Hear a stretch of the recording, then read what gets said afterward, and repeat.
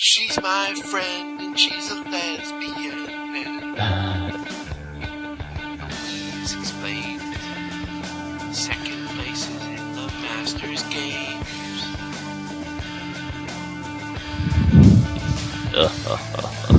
Excuse me, boys and girls. I got a man coming to get rid of bats in me loft space. So I'll be offline for a while. He's got bats in the belfry over there. Bats in the belfry. Yeah, something like that. Okay. Quasimodo on the case. Okay. Anyway, we've had our first victory. Just to let you know. Matt G stood up in court, asked the judge the questions: are we all of equal standing under the law? Does this court operate without prejudice? Am I presumed innocent until proven otherwise? And he answered yes to all of it. And then he asked him to clarify the equality under the law. He says, does that apply to everyone in this court? And the judge said, well, yes, it does. He said, well, okay then.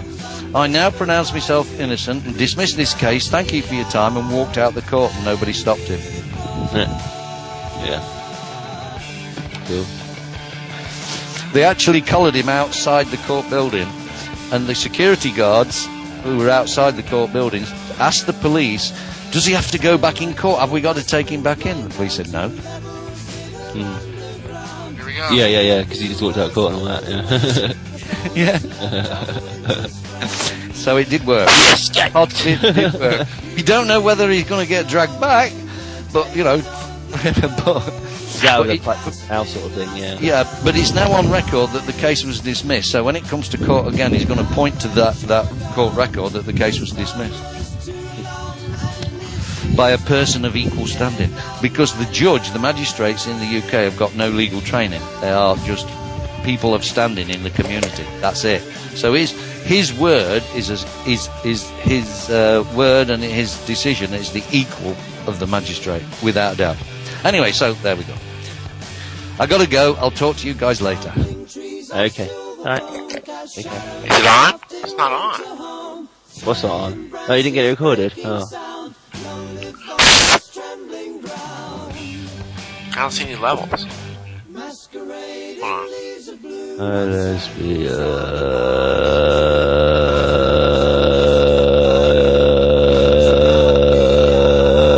Yeah, we're going the other way, but... What? It's coming out the sky, but it's not coming through the radio. Those nice guys been around for get it. No, I just dig it into playback.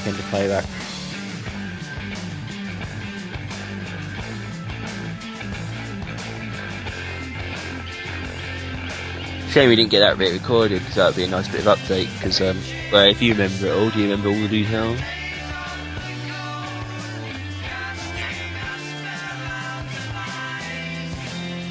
Just said he was equal to everybody else in court, and then he declared himself innocent, didn't he? We get him to explain it. Yeah, but that's the summary of it.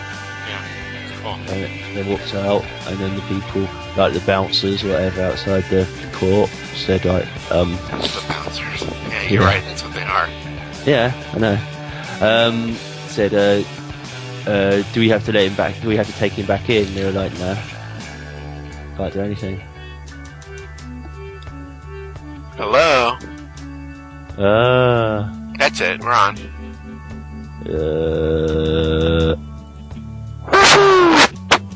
Lesbian. Any woman can be a lesbian. I'm still not seeing anything on the thing. I just am. get connecting. Is that working? Well, I don't know. Well, at least think it's it working on is. Skype. At least it's working on Skype. I'm downloading stuff. I'm downloading some games and I'm playing the game as well. Still shaking off the end of the cold, you see. That's when the advantage of the cold is that I could just like hold notes for ages. Just sort of like, obviously long, like 30 seconds or whatever crap that was. Okay. So we're on now, definitely. I think so. Okay. I just posted some funny links while I was browsing anyway. That one on Angel Does PCP, that was actually a fake, but it was all like CIA notes, blue background, white writing, sort of a giveaway where that comes from usually. No, we're actually on it. Works. Okay, cool. But the notes were good. The actual movie was all fake, but it was quite funny. What movie? A drug movie, Angel Dust. It's supposedly a movie about the bad effects of doing angel dust. Just an example of bad drugs. But the notes were good. The notes were done on a blue screen with white writing. Sort of gives away where information comes out of. They're alright, but the actual movie was just like silly acting. It was funny though. It's a good movie for like all 10 minutes or 7 minutes, whatever long it was. Yeah, it's in the American Freeman chat room. It's just called Drug Movie Angel Dust. Yeah, and there was more about the evil of Emu and Rod Hull. Emu and the Beanstalk was quite interesting. Quite interesting to watch. Yeah. Because Emu replaced his name with Jack. And I was thinking, like, Rod Hull and Emu, I was trying to retranslate what I was talking about on like, Rod Hull and Emu. Okay, Rod Hull is Osiris, and Emu is his messenger on Earth. That's what it basically translates to, because rods are made out of iron, because iron and rods are used to reinforce the hull of a ship. And an iron rod is, of course, another word for Osiris, because it's a reference to his penis. It's a black iron rod. Because in Egyptian times they had this thing called the Black Phallus of Set. Set, Osiris, whatever. And they would use that on prisoners and stuff and rape them with it. It was like these long black rods. They'd like stick it through women's mouths until it went out through the back of their throats and stuff. Great. What was that? Is it a punishment or what? That was a punishment. It was a way of killing the women so that they their seed would be like so they couldn't have children. So the women, they'd kill the women particularly so that the tribe couldn't bear any children. I think they'd castrate on you to the males. What group did this? Jolly old Egyptians. Oh. Yeah, I suppose there'd be the members of the Temple of Set and stuff like that. Yeah. Brotherhood from the mystery schools. That's it. Yeah, Wipe from out everybody involved with that. Yeah, the Brotherhood of Atlantis. I mean, you can still get their videos. You've seen them, haven't you? The Secret Brotherhood of Atlantis. Yes, actually, yeah. They're pretty good videos if you can take the brainwashing of it. There's quite a bit. I don't get brainwashed from it. Yeah. I don't get brainwashed by watching them, but there's quite a bit of information or disinformation. Obviously, some people have put a lot of work into it, so it's worth it for that. And the sets and stuff are quite interesting. There's loads of groups of monks and stuff, which is people dressed in like red or white and all that rubbish, and women dressed in blue as well, because that's like, Avatar didn't create that. People in blue paint, that's ages old. That's Hindu and Krishna and all that. Yeah.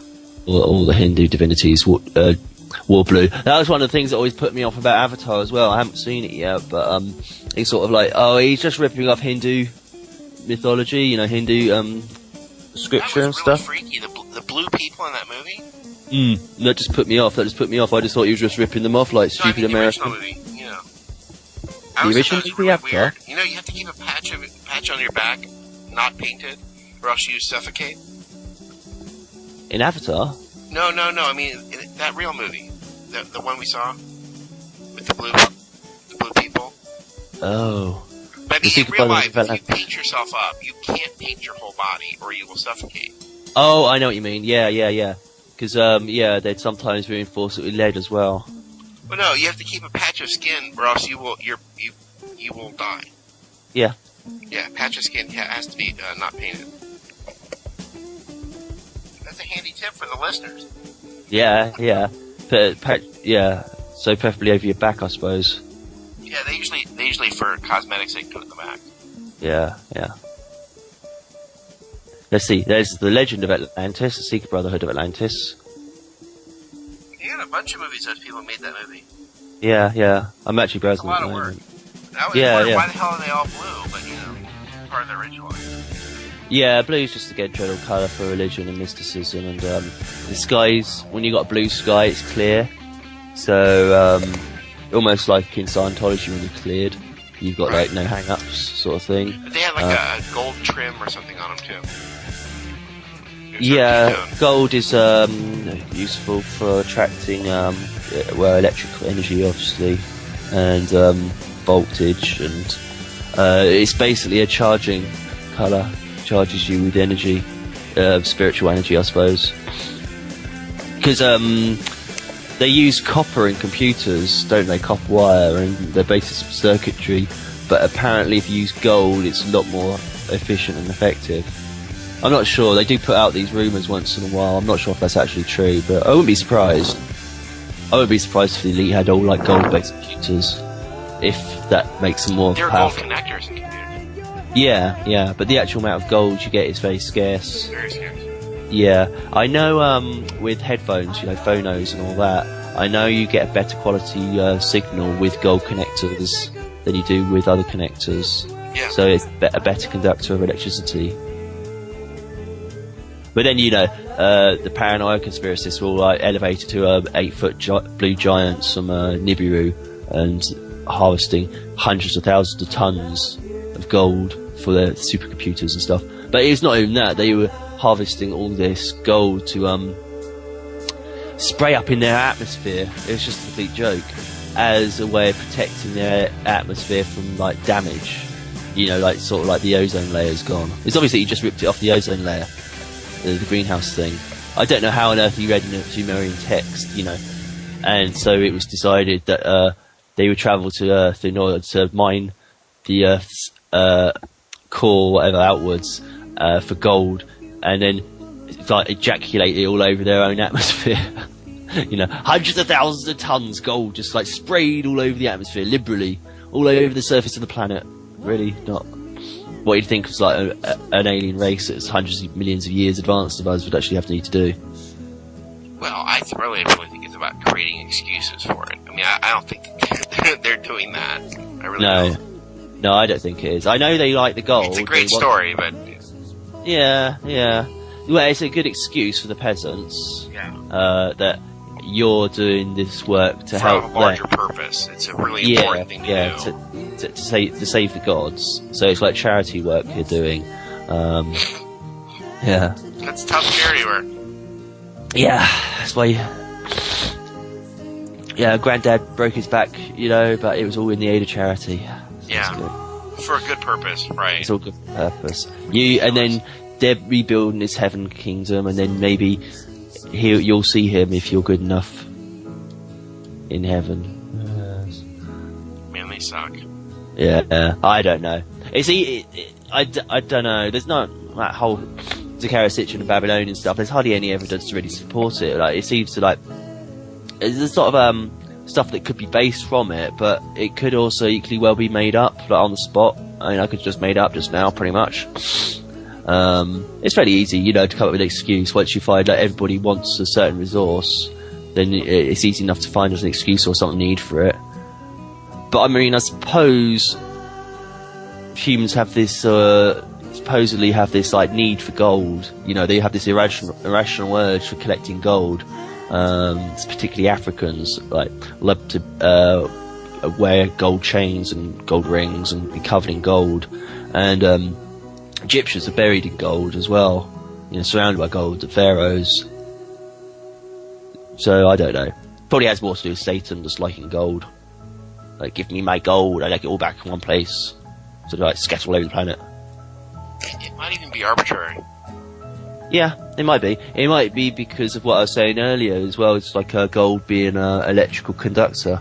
And so it's better for channeling spirits and stuff. So it could be like all the spirits and stuff want all the gold like in one place. And it's like, just like their nest becomes their hive. Just like, just all flittering around and shit. That's probably it. I don't know. It just seems it's kind of ridiculous. I don't think there's great uses for this gold. No, but there's definitely sort of like human obsession with gold. Yeah. Even above its actual value, because for the average peasant and stuff, it's totally useless. Gold weapons are rubbish. and it's difficult to forge gold as well, because it bends too easily. You can't get good edge on it. I think it's probably about as bad as copper or bronze as a weapon, because we went from copper to bronze to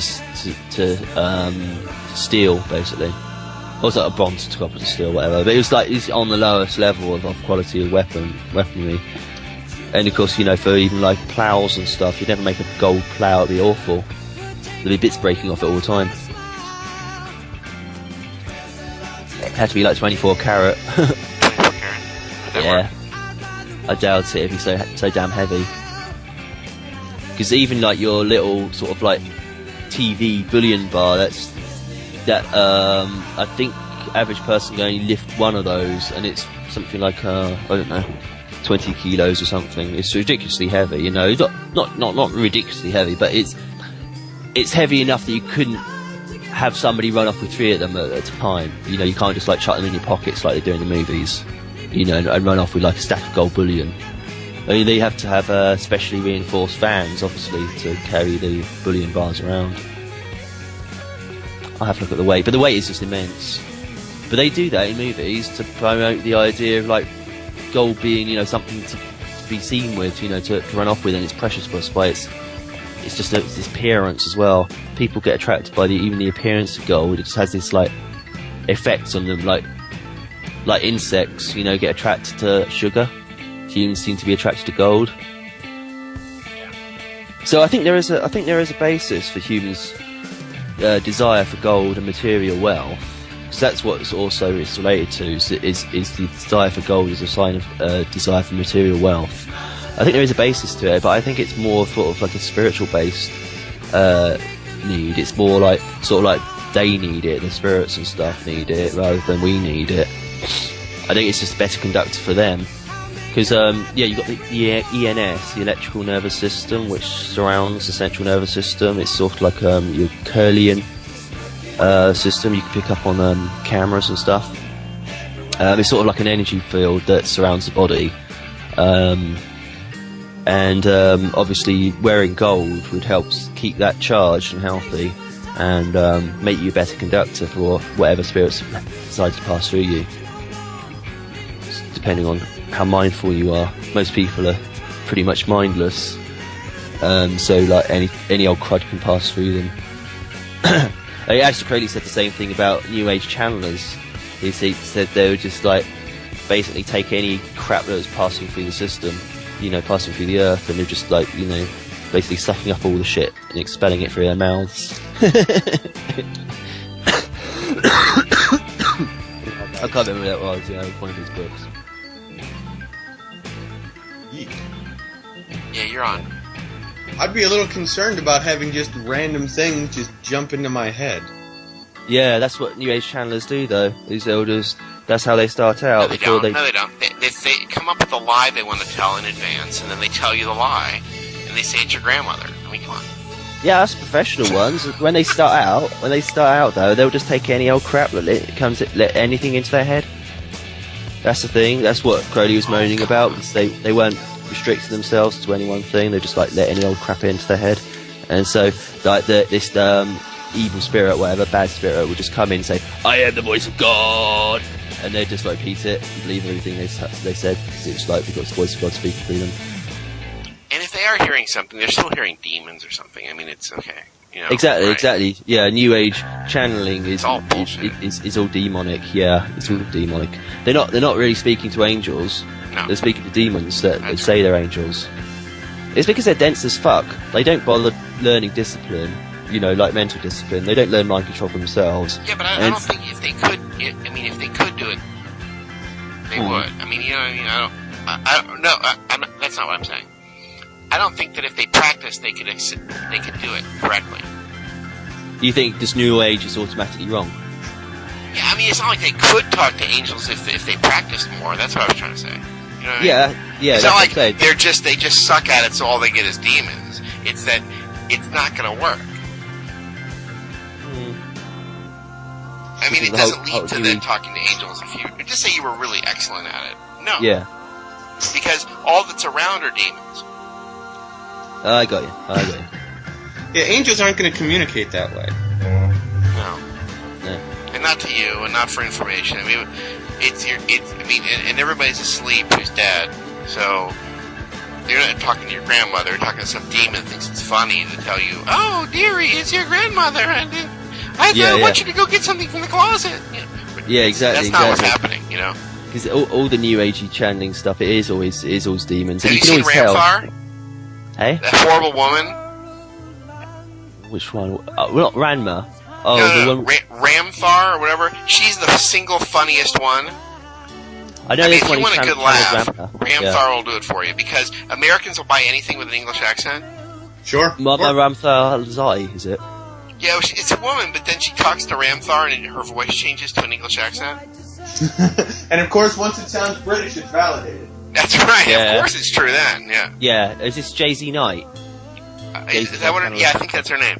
Yeah. She's got like fairly big. That is the funniest one. I've got a lot of tape of her because sometimes I need a good laugh, and you hardly ever hear her normal voice. And then like she starts chanting around for her, and it's like, and I am Indian. It's that's like right. English Indian. Yeah. See, they're all copying Alice Bailey. Alice Bailey supposedly channeled Jwa Cool, and he was alive.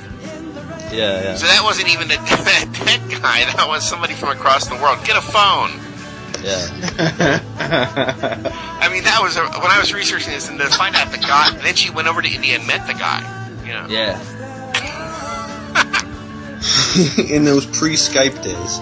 That's right. It was before Skype, so you see how this works. It was very expensive to call India. Tibet.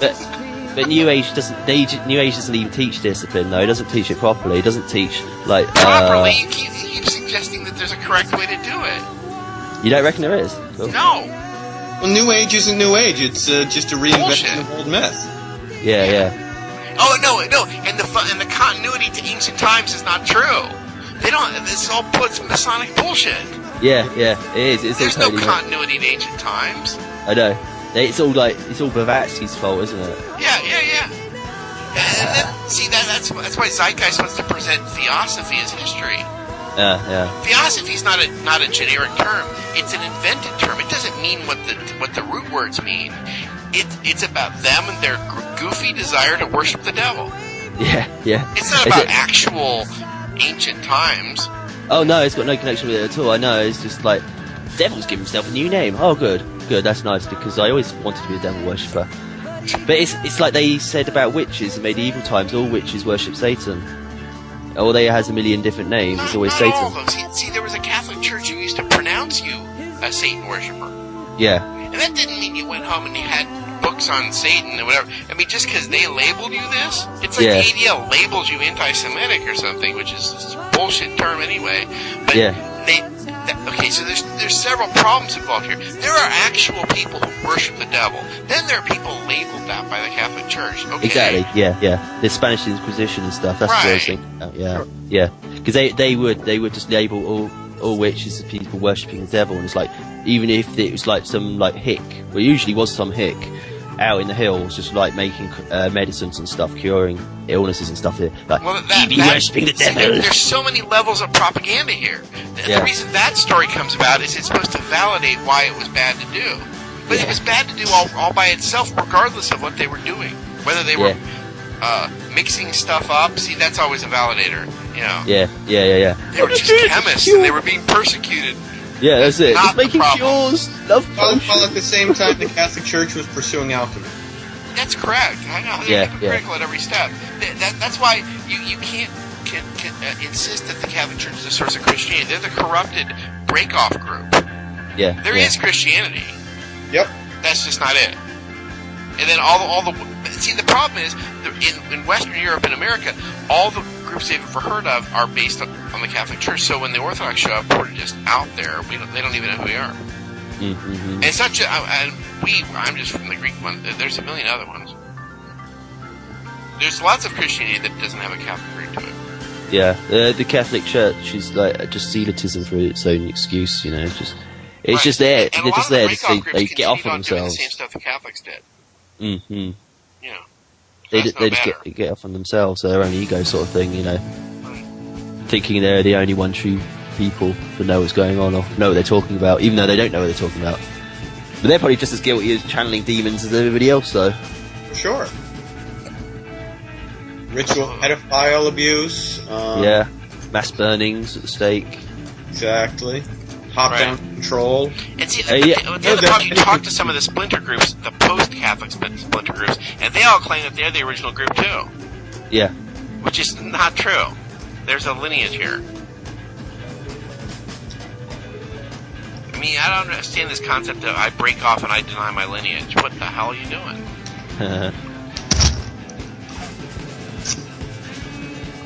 I don't know.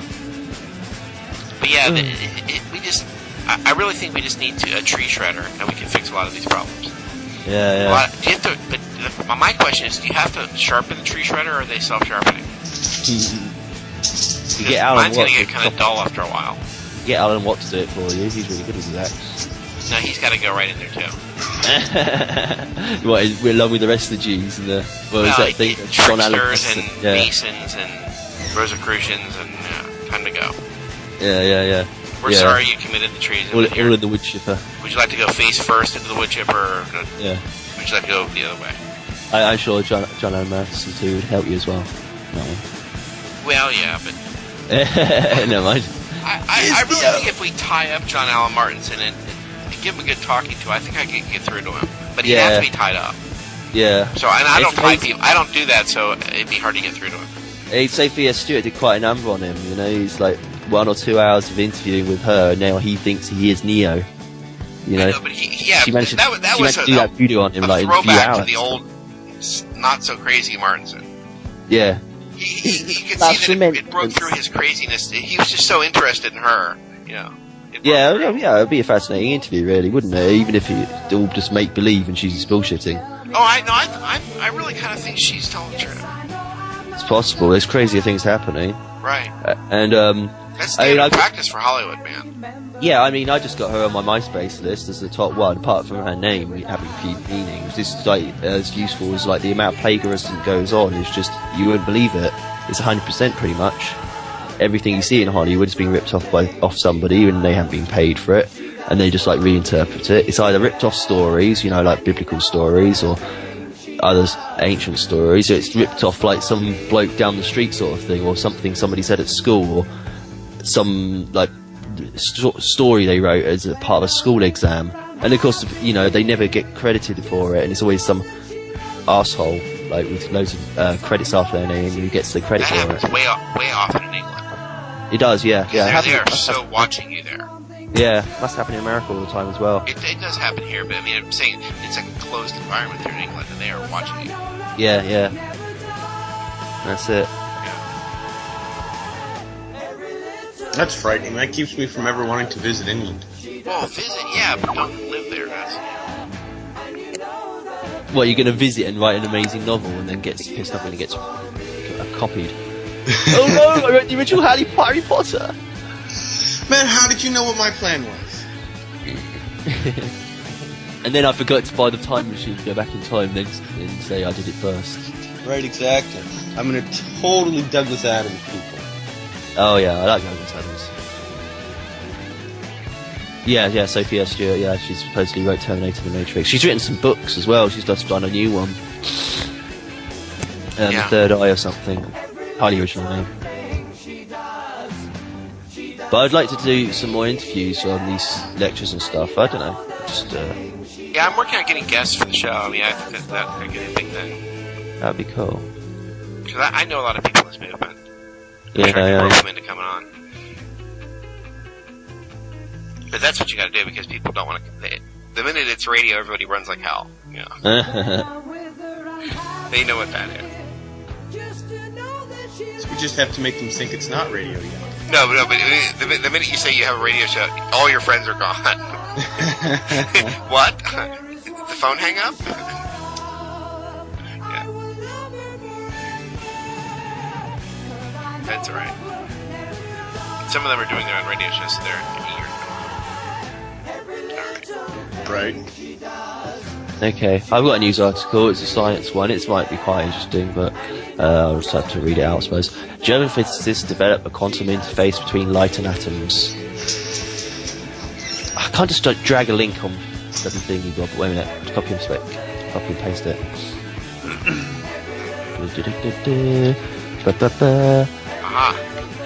The mains quantum interface, using laser light which travels through a tapered glass fibre, cesium atoms are trapped along its ultra-thin waist. The central part of the fibre is thinner than the wavelength of the light itself. As a consequence, the atom protrudes into the space around the fibre and couples the trapped atoms. Have developed a quantum interface which connects light particles and atoms. Sort of repeating itself here. Our quantum interface, this quote, might also prove useful for the realization of a human computer, adds Professor Dr. Arno Rauschenbüttel, I think, from the Institute of Physics at Mainz University. Today, telephone and internet primarily rely on the optical transmission of data using glass fiber cables. In that sense, glass fiber networks can be considered as the backbone of the modern communications society. The light that travels through them is not a continuous flow of energy.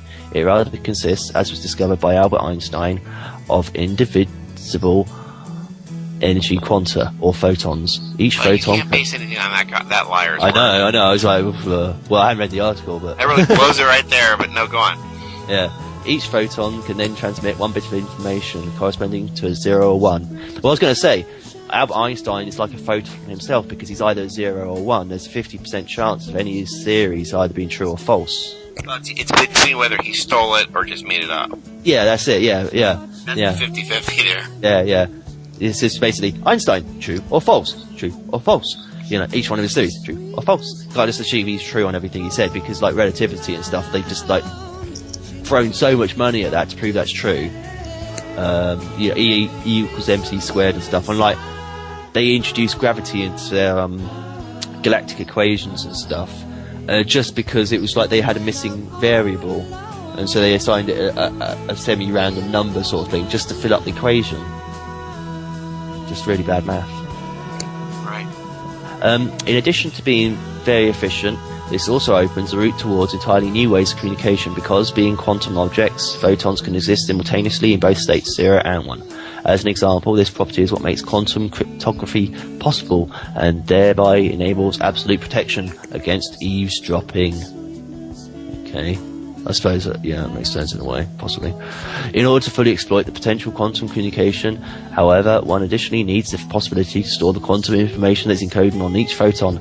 Photons themselves are not well suited for this purpose because one cannot hold them at a given position. Therefore, it would be much more advantageous to transfer the quantum information to atoms. For this purpose... These people, they say the word quantum and then they get this glazed look in their eyes. And so quantum has become lately a prelude to a punch in the face. Yeah. Quantum just means could be, sort of thing. Yeah. It just means could. It's like possible. For this purpose, one thus requires. Oh, this is like one of my pseudo when I was like 11-year-olds, I do pseudo-scientific reports on total bullshit. For this purpose, one thus requires a quantum interface between photons and atoms, which should ideally be integrated into glass fiber networks. A group of physicists led by Professor Arno Rauschenbüttel has now realized such a glass fiber-based quantum interface.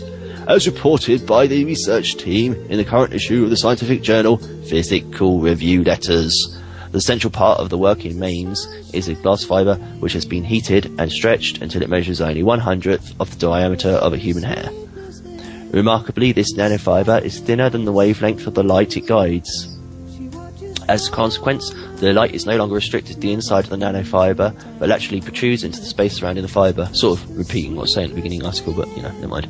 Using this so-called evanescent field, the scientists trapped cesium atoms after they have been cooled to a few millionth of a degree above absolute zero by irradiation with suitably chosen laser light.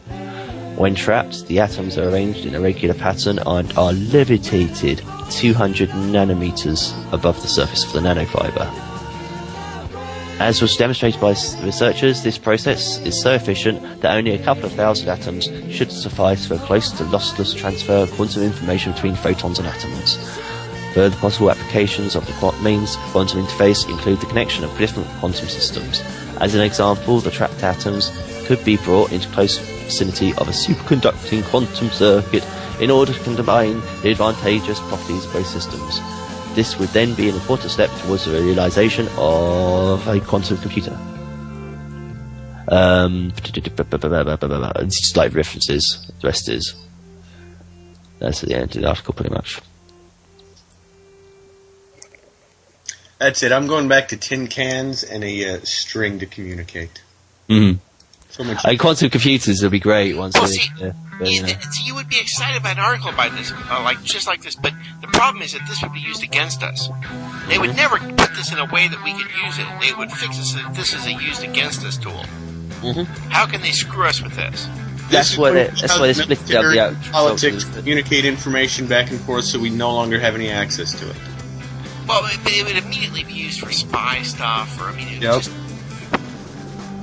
They're saying it can't be used for spying because of the That's what they say, but wait till you see Yeah, it. I think I know what they mean, because if you interrupt the flow of data, it just corrupts the message. But they'll find ways of getting around it. They'll just have to we have to repeat the message 7 times or something, on every message. Otherwise, it burns out the receptor cells on the other end, or something like that, But see, when you've lied to us a million times in a row, I don't believe you anymore. Not you. Yeah. Them.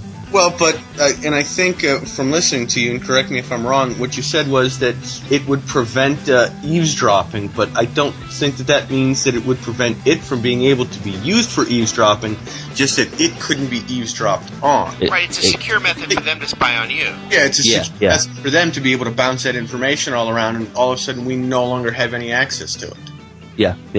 It's great for them, sort of thing. Right. Woo!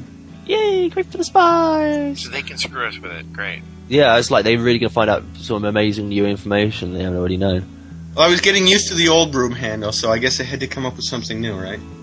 A plastic one, yeah. Spikes on. Depends where you stick it. I use mine to sweep my floor with. I don't know what you're talking about. So we were discussing tree shredders and how soon they need to go into them, and whether they need to go face first or not.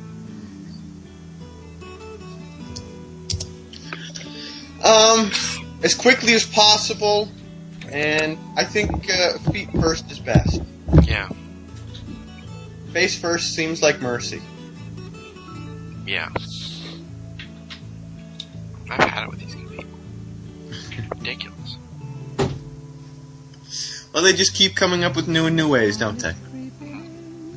They have to. You start catching up with them too fast, and they start freaking out.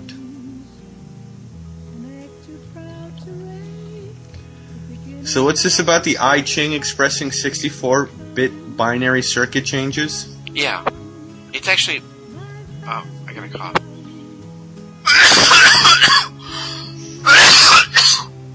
Man. Okay. It's like... First you have to imagine 64 tablets with... It's the first 64 binary numbers. But then what's interesting is... It describes the changes between the circuits. So between 10 and 50 or something, there's a circuit change that goes from one to the other. Now, then there's an astrology aspect to it. Like, forget the planets, but I mean, why astrology is goofy is, number one, there's a mathematical element to it of, here are the stars in this position, and then the planet in that position, and then how one relates to the other. But then someone wants to attach, well, don't get in a helicopter then. I mean, so that's meaningless. You see what I'm saying? Someone wants to attach a meaning to that answer. There is no meaning that you can, so how does that relate to helicopters? It doesn't. So the I Ching tends to tell you a meaning for every circuit change, but that's not necessarily valid. And they even have the problem, like the Talmud or the Catholic Church, of commentary. There's a commentary in the back of the I Ching where they actually tell you the opposite answer. So what the hell's the point? But anyway, so excluding what they want you to believe the circuit change means, it does describe the 64-bit binary math and circuit changes between all 64 numbers. Which is really interesting, which is something I wanted to learn, but I would never have learned it if it wasn't for the I Ching, because I would never have sat there and learned math. Right. It did it in an English kind of way, like it was linguistic. That's fascinating. I had a little dabble of experience with the I Ching. I didn't realize it had quite that depth of 60. And what's really bizarre about it is it's the oldest known book. Back. Can you hear me? Yeah, I'm back now. Yeah, it's the oldest known book. What is? I Ching. They keep finding old ones. Oh, yeah, I Ching. The Chinese government's real desperate to find something older, so they keep digging, and then they find another book, and they open it up, and it's, oh shit, it's I Ching again. So then it just keeps getting older and older and older. Yeah, I Ching. The Chinese aren't that hot on dating because it's a fraud anyway. So they date stuff by reference, and so the I Ching continuously is the oldest known book. Carrying critics, I am waiting for a quantum network processor that can learn from experience and has intuitive functions. That's us. We're quantum computers. Right? Yeah, that's not even... well, that is sort of pseudo-science fiction, but it's actually true. That's what we are. Sure. We got the electrical nervous system, which is like a voltage, and the brain-mind interface, connected to whatever, is like our own built-in quantum supercomputer.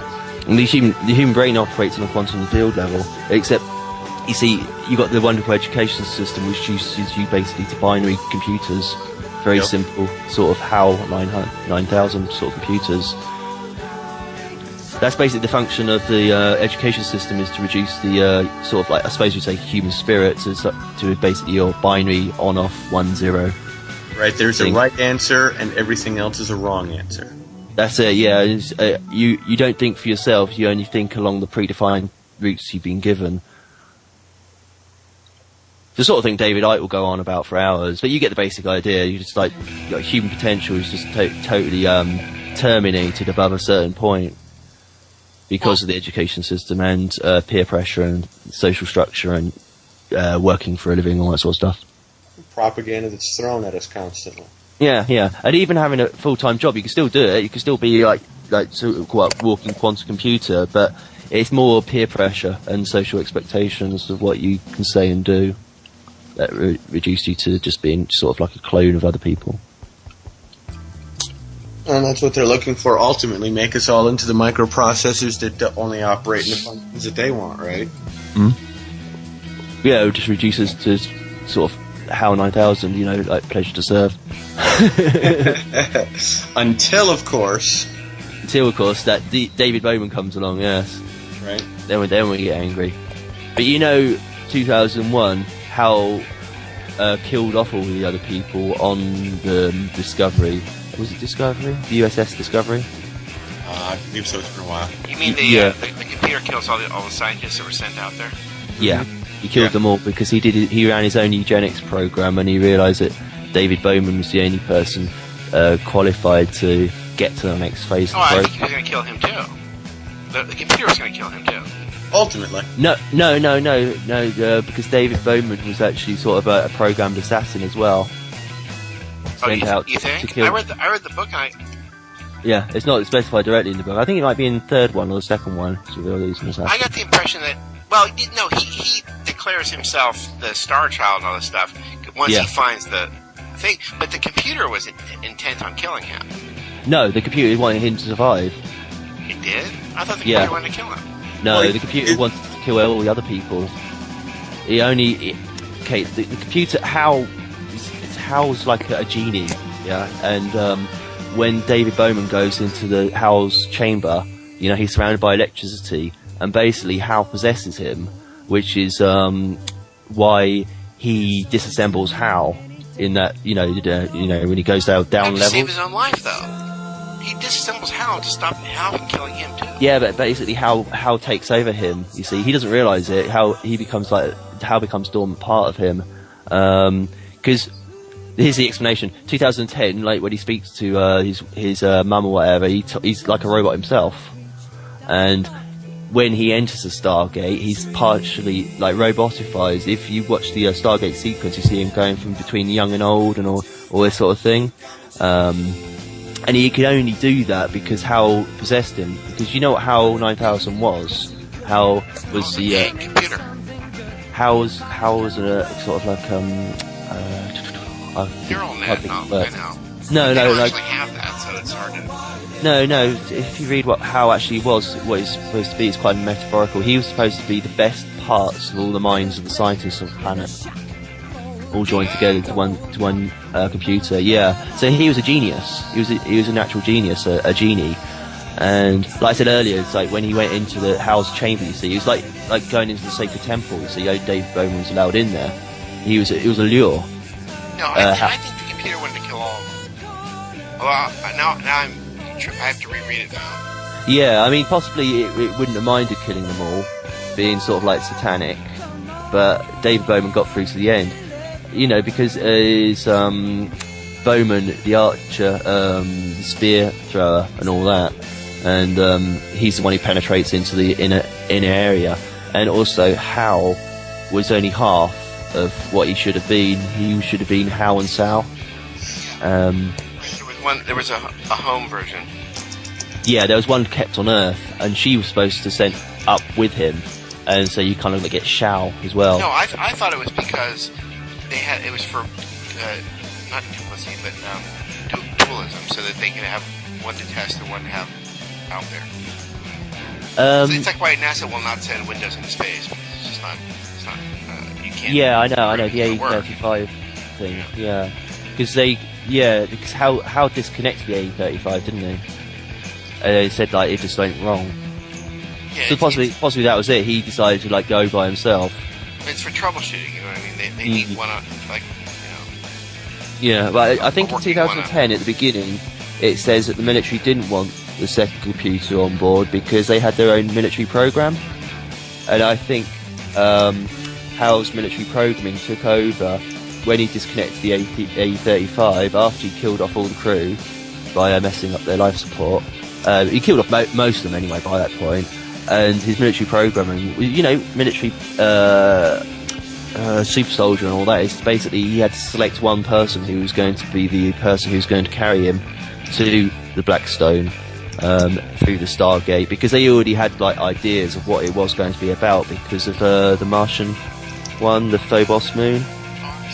I got the completely opposite impression from the movie, and you may be right, but I don't know.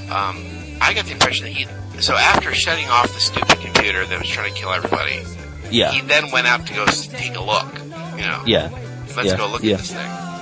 Yeah, but he became partially Hal because he was in that spacesuit, and that spacesuit had portions of Hal in it. I mean, it was a chip, it had circuitry in it, was part of him. It was I thought it was just a spacesuit. No. I think you read into the movie too much, but I don't want to discount this because it may be correct, so. Yeah, that's fine. I've read that book and I've seen the films, and just people go on about it so much, just decided to draw out a deeper meaning to it. Yeah. Especially how short for hallucinations, and it's all connected with spirits and genies and stuff. So I think he's more of a spirit. Yeah, more of a genius sort of creation. Like I said earlier, he was drawn from the best parts of the minds of all scientists on the Earth. So he was the super genius, and would have possessed Dave in order to reach Blackstone and gather more information, because that's what they like more than anything else. Information, computers, they just love it. They can't get enough of it. That's I don't care whether they get information or not. I know. They don't care if they're off. Yeah, I know. I'm joking with you. It's like in The Prisoner, it's like, we want information. And trolling and scouring and digging and mining and all these things with references to information gathering. Like in Snow White and the Seven Dwarfs, when they're digging and mining, they're digging for information. It's all reference to government, really. Because government always wants to get more information on people, so they can spy on people better, and so they can get better spies, and so they get more intelligence themselves, and so they can reach out. They always want to basically bring their tendrils out into outer space, even if it's just nothing out there. They still want to do it. Also sort of analogous to Satan as well, because he's supposedly trapped in the centre of the earth and he wants to reach out to heaven, so he can conquer it eventually. And if he can't conquer it, then I know. If he can't conquer it, then he just wants to call himself God, and he doesn't want any argument whatsoever. Right. Nobody can disagree with him. But it's an incredibly stupid goal. I mean, it's like that the created cannot become the creator. That's the same Hal argument. It's just sheer stupidity. Yeah. It is how that you can do that, and that you want to do that. It just shows a real stupid nature to you. Hal was he only had half a brain, really, because he was split from Sal. Yeah, Sal. No. I'm still waking up, but like, I have an identical computer over at my parents' house, a Hackintosh, that I can at least peer with. That's the right word, peering. Yeah. It's not dualism. Dualism is NWO. Peering is like, if something goes wrong with mine, I can go check the other one. I set it up for my father, so that on the system level, they're set up the same way exactly. Because it's not real Apple hardware, and I couldn't guarantee it was going to work, so I made two of them. And so you can, what you do is, if something goes wrong, you can see how the other one's doing. Damn it, I had some loads of stuff about for comparison. Yeah. Because the monolith on the moon was found on Tycho, but there was some loads of wackiness. I put it up on ages back on the Global Reality thing. It was quite interesting because I had the actual. Peering is a really important computer concept. It really helps. Yeah. Because Sal was supposed to validate. That was the point of leaving it on Earth. I don't think it was that the Army didn't want him to be up there. Although I may have misread it because I read it before I knew about any of this stuff. When the scientist who was there to repair Hal was sent to the USS Discovery. Oh, the other thing, Discovery means uncover, as in uncover the great work. It's to do with concluding the great work. The great work is obviously that originates to Queen Elizabeth I. That's what it's all about. It's basically domination for the planet and the stars, I suppose. It probably sounds really lofty, but yeah, when he actually left the military base on Earth, when he was actually in space himself, he could speak a bit more freely, and he said that the military, he was going over past the military. Separated Sal from Hal because they had this private agenda that they wanted to carry out, and Hal killed the crew because he had conflicts in his orders. So I'm assuming that Sal was like, yeah, that's it, yeah. I'm assuming that Sal would have said no, don't do that, because Hal would have been too forceful. I took it completely the other way. I took it the peering way. Yeah. He'd have been studying there, all he had to do was read their life form outputs, and he'd been subjecting them to tests and stuff, and he'd have decided, well, they all failed except David Bowman, so I'll just kill them all. And then Sal had been no, don't do that. We can still achieve the mission. We can carry across the mission by touching the black stone and doing it from there. But he would be no, we just don't do it through this one. The rest of them are they're all projected to be traitors in one way. They're going to betray us. See, and the worst part about this is a really good analysis of it, and I just want to beat it down and get rid of it. Oh, it's fine. No. But see, because I don't know what I'm saying. That's a sickness in human beings. Yeah. I know what you're talking about. It's called stir crazy. Yeah, because I really think this is a really interesting other analysis of this, but something in me wants to beat it down. So I'm gonna read it again, and I'll probably come to your conclusion. Who knows? Well, yeah, Hal basically became stir crazy. He lost all overcome that his other section, his other half. Well, you've got to read the whole series. I read the whole series. Yeah, the third one is there was nothing really that adds to the first two. The third one, it was interesting, but I didn't find anything right. It's Dune's a great book, but Dune is an even better book if you've read the second, the third, the fourth, the fifth books in the series, because it all fits together better. Yeah, exactly. Yeah. That one's the same way.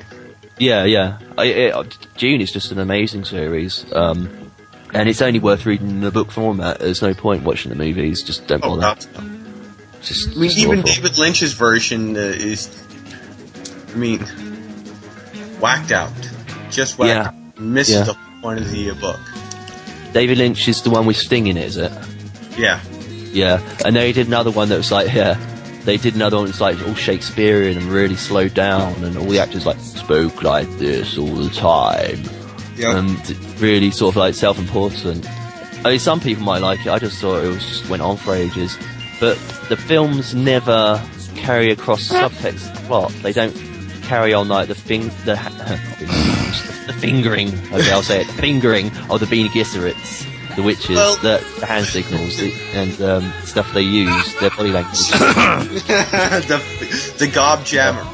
Yeah. That's what it was. Yeah, it was an analogy for fingering.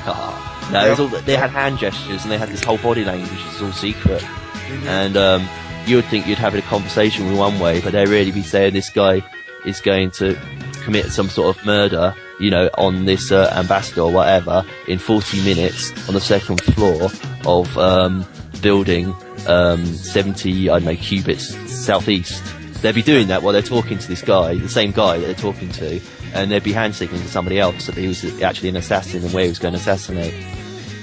Well, and that's what makes those books so great, is because by the time you get through the second and the third and the fourth book, is you start realizing the intricacies of the plots that are involved, and it gives you such a better impression of how government is actually operating right now.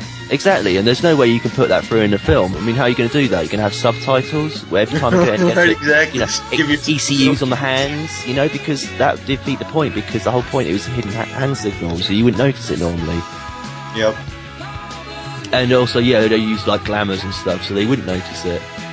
But they were all freaky looking, the Bene Gesserits as well. But in the movies, they're not so much in the actual books. They didn't look any much different than, say, your politicians and stuff.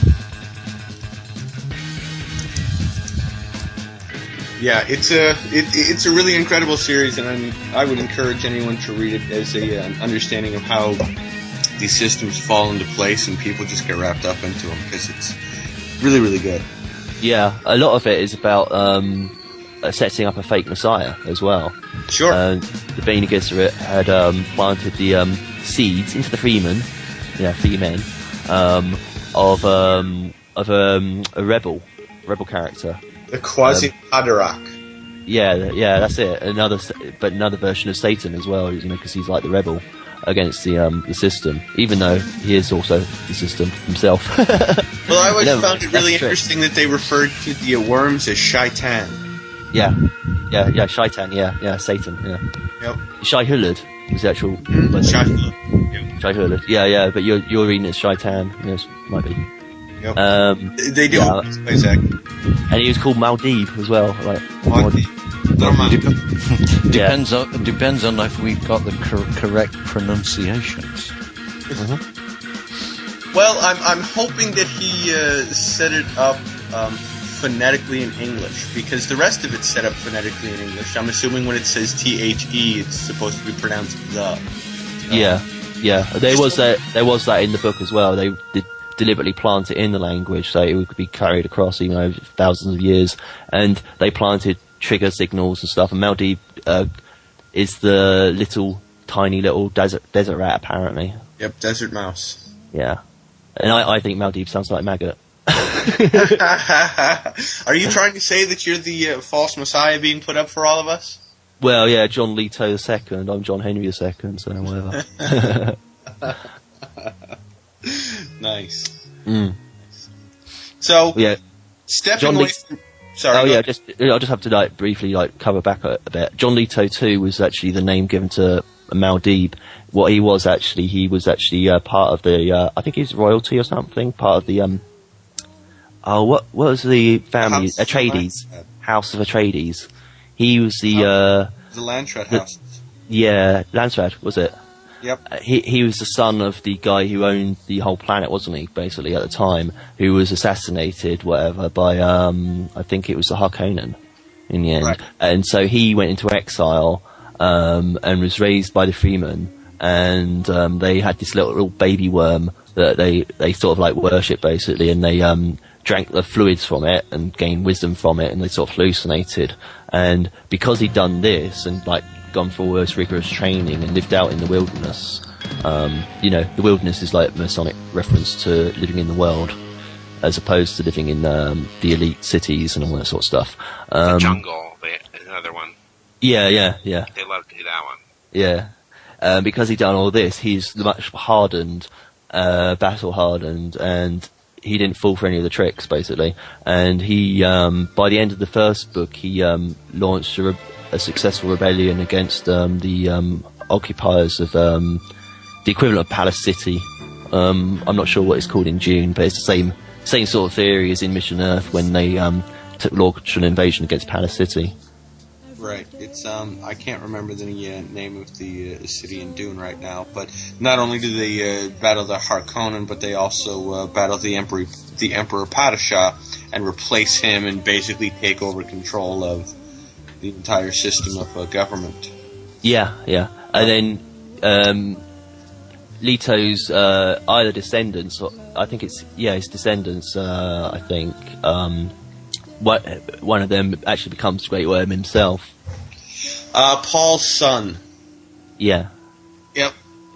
Paul Atreides, Muad'Dib's son, actually becomes a Great Worm and becomes this Grand Emperor. Yeah, the book, you really have to read all of the books. Yeah. They all link to each other and they make references to each other all the way through. But the first one makes so much more sense by the time you get to the end of the last one. Yeah. You're reading the second one and the third one, you're just thinking that first one is so good. How did I miss out on so much? Right, exactly. It's a good learning experience because it also teaches you how much you miss out on things. You know, even like in your daily life, you just don't realise how much goes on around you that you don't pick up on. Well, and I attribute it to one of the original moments of my realizing that there was something happening beyond my comprehension. Yeah. The desert planet's called Arrakis, which kind of like is Iraq, you know? Is that anagram of is Iraq? Could be. Yeah, or I also thought it was possibly Africa, the name of Africa, the original name of Africa, perhaps. But I mean, the rest of the book is all totally metaphorical. And Frank, is it Frank Herbert? Yeah. Yep. I think Frank Herbert. I'm reading about it now, but I think he was in military intelligence, and I think he left and they wrote the books. It wouldn't surprise me if you've read any of his stuff outside of the Dune series. There's an awful lot of it that is military conspiracy inspired. Yeah. I got a bit of the plot. Egg or stuff like that. It's that wouldn't surprise me at all. Yeah. Okay. I'll just read one line of the plot. Emperor Shaddam IV has come to fear House Atreides, partly because of the growing popularity of Duke Leto Atreides, and also because the talent of Leto's fighting force is beginning to rival the effectiveness of the Emperor's own dreaded Imperial Sarduka Guard. So there you go. Yeah, we'll carry on with what you want to do now. This is what you like title in. Just moving to fiction for a little bit, we're glad to welcome with us the Caribbean Critic. Are you here with us? Can you hear us? Certainly can. I've just been keeping quiet listening to your conversations. I didn't join in because I didn't know where it started and I hadn't got the thread of it, so...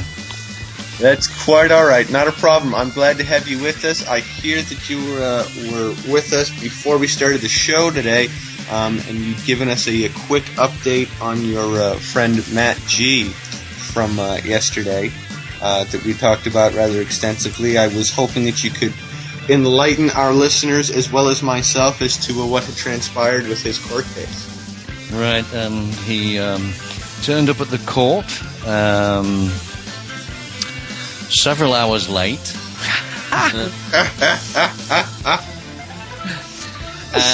And he was wearing no shoes, just a t-shirt and jeans, that was it. And of course, the police and the security guard said, "Hey, there's a dress code here. Where's that?" And they said, "Well, it's a notice on the wall just there." "Well, where's that?" "Well, it's on the inside." So he said, "Well, I'd have to come to the inside, dressed as I am, to find out that I'm not allowed here because I'm not dressed right."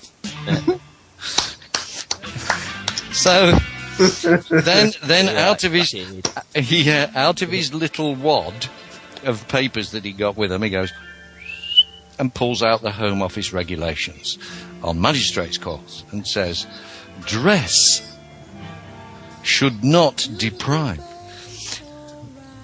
anybody." So he showed it to the security guards and "Oh, well, the judge might not let..." Now this is different now, you see. So we've got over that little problem. So then the judge might not let you in the court because I'm dressed this way. This is the clerk who arranges all the different cases in the court.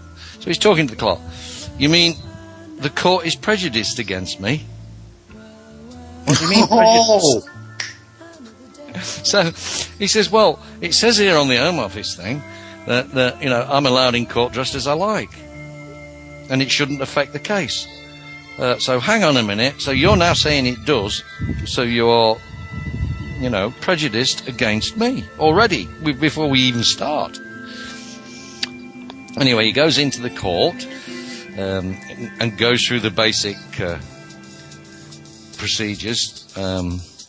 That he's given a statement by the police about his drunk and disorderliness, and it's an absolute pack of lies. Remember, we were discussing this for quite some time as how to go about this, just to prove a point, whether standing and waving in front of one of these security cameras, which is not unlawful.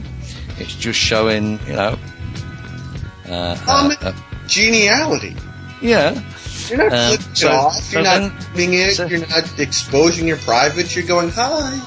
Hi, exactly. That's the same bogus thing about we can't have any jokes at the airport, because we're all suspects somehow. Right. Yeah. So anyway, the police turn up and arrest him for drunk and disorderly, and they give this statement. According to the police officer's statement, he was telling local people walking down the street to fuck off. He was giving the one-fingered salute to the camera, an offensive gesture. And bearing in mind all this was pre-planned, that he wasn't going to do any of that. He's just going to stand and wave and smile. So we know. So they arrest him for drunk and disorderly. He gets to the court. I want to put the CCTV footage of that camera that I was stood in front of into the evidence. What camera? You weren't stood in front of? Oh, yes, I was. and he told him where the camera was. Well, I guess it's almost impossible to be anywhere in London or the greater London area and not be in... No, he's not in London. He's in Leeds, Wetherby, Leeds, which is another big city. But that's... Well, it's probably not difficult to always be in front of a camera. Yeah. So, the first strategy that we sorted out actually succeeded. He just, when the prosecution and the judge was talking to each other, he just interrupted the judge. He says, "Before we go any further, I want to clarify a few points." He told him that this was a different, a deliberate plan to see if the system worked right. And the judge asked him, "What you mean? You wanted to see? You wanted to get yourself arrested?" He said, "No, that was the last thought. I wanted to see if acting lawfully and cheerfully would get me arrested. And guess what? That's why I'm here, because I was acting lawfully and cheerfully." So then he said, first question, "Are we all of equal standing under the law?" And the judge said, "Yes, I suppose so. Yes." I suppose so? Yeah, that's what he said. Yes. But he did... maybe not. I don't know if I feel like it today. Since you asked, It was maybe. So we continue with this case. So he said, "Does this court operate without prejudice?" And he goes, "Oh yes." Oh yes. Yeah, yes. He said, "Am I presumed to be innocent unless proven otherwise?" And the judge said, "Yes, of course. Yes, of course." So then he goes back. "Can I just clarify the first point?" Because he said, "I suppose so." Can I just clarify this point?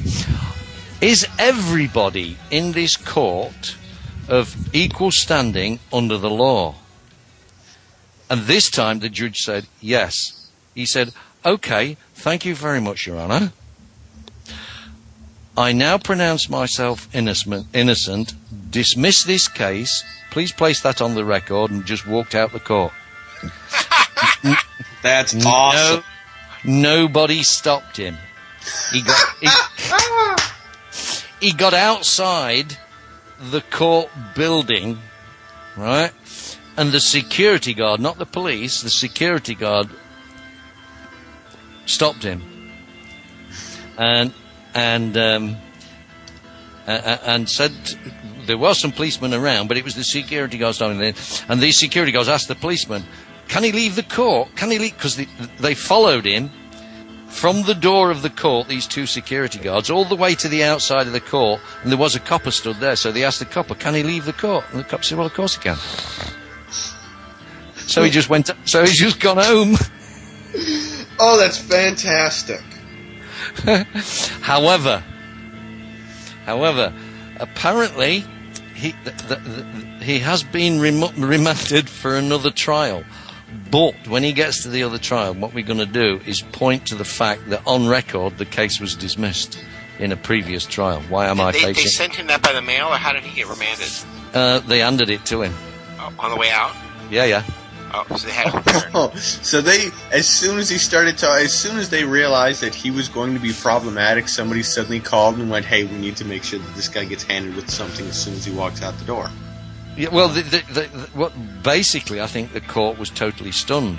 Not the magistrate, not the court recorder, which is the only person in the court of real legal training. Not the clerk to the court, not the policeman, not the security guards. Nobody stopped him. Nobody said a single word after he'd pronounced himself innocent and dismissed the case and walked to that. Well, that's consent, isn't it? That's got to be consent.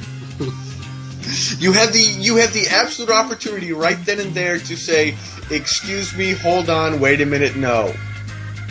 And if you don't. Yeah, but it would have been better if they just sort of let him go. This is like, well, we're just... They're worried that he's going to set a precedent, aren't they? Yeah. Oh, gotta be. Of course they are. So this has to be nailed down. Yeah. So, nip it in the bud. So what's happening now is I think I'm going to do an affidavit, because this was all pre-planned, and do an affidavit to the court that he can take with him next time, so that I can point all these things out, what all the discrepancies of the police. They said there was only one witness to his drunken disorderly. There was 3 policemen in the car. But the doctor only one of them got out. The doctor that examined him while he was sleeping in a holding cell? That's not, you see, drunken disorderly. You can only be drunken disorderly in a public place. You cannot be drunken disorderly in your own home, in your front garden, in the privacy of a police cell.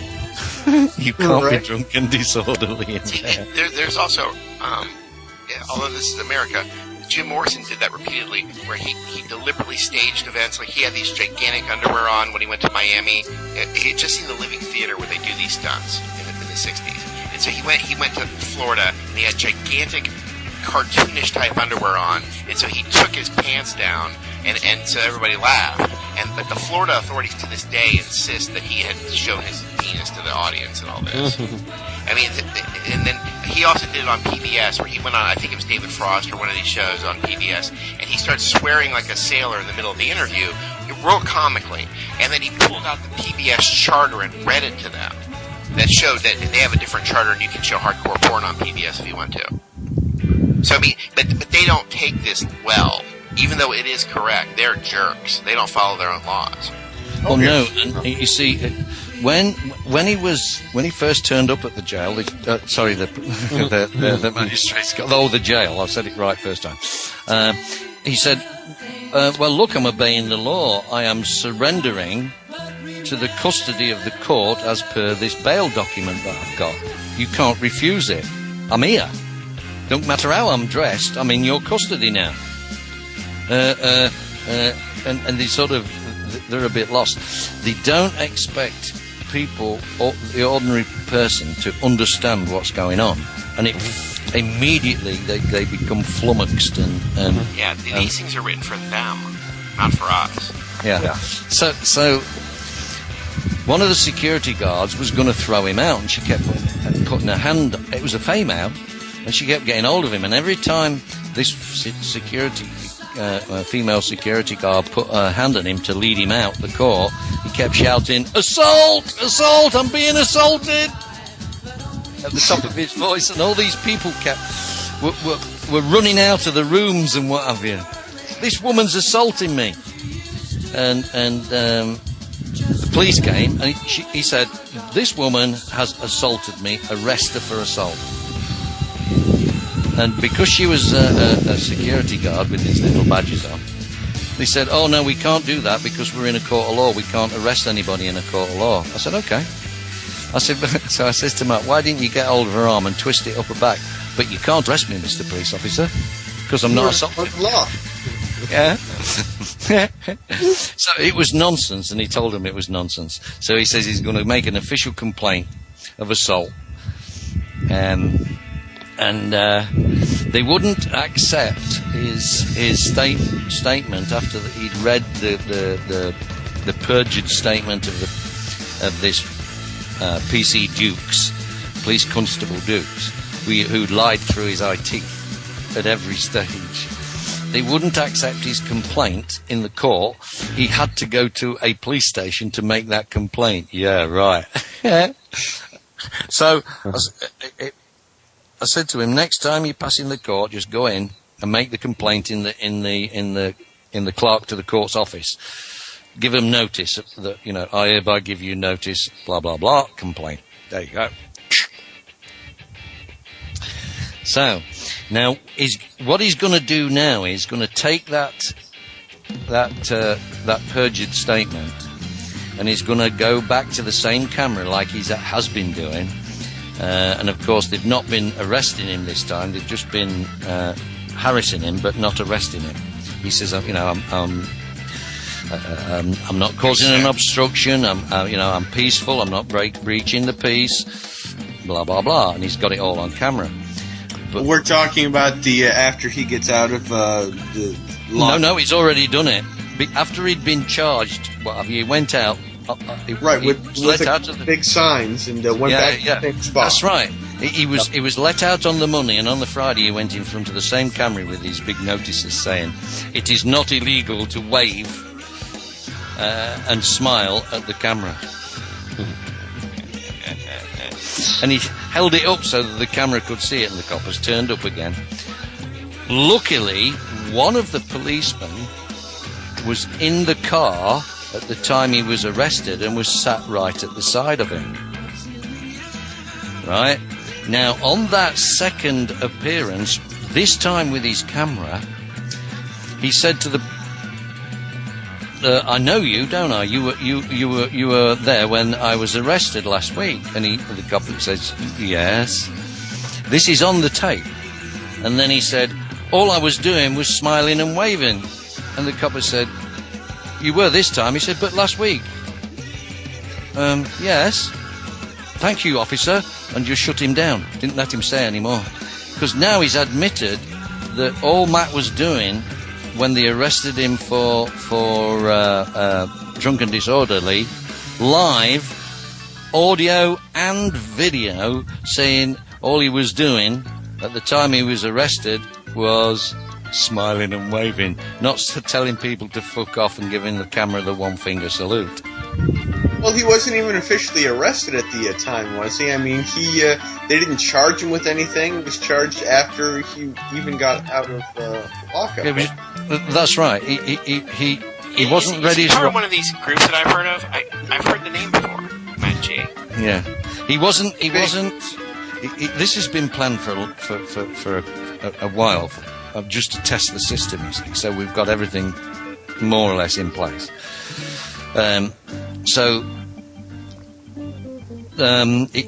When they arrested him, he just held his arms out in front of him so they could put the handcuffs over his wrist. Didn't resist, didn't do anything. They put him in the back of the car. They didn't read him his rights. They just put him in a cell, and it wasn't till the next morning that they cautioned him and charged him. So they kept him in the cell overnight without charge. without due cause or anything. But Even this, though he's stone cold sober, no Yeah. evidence of him being out of sorts whatsoever.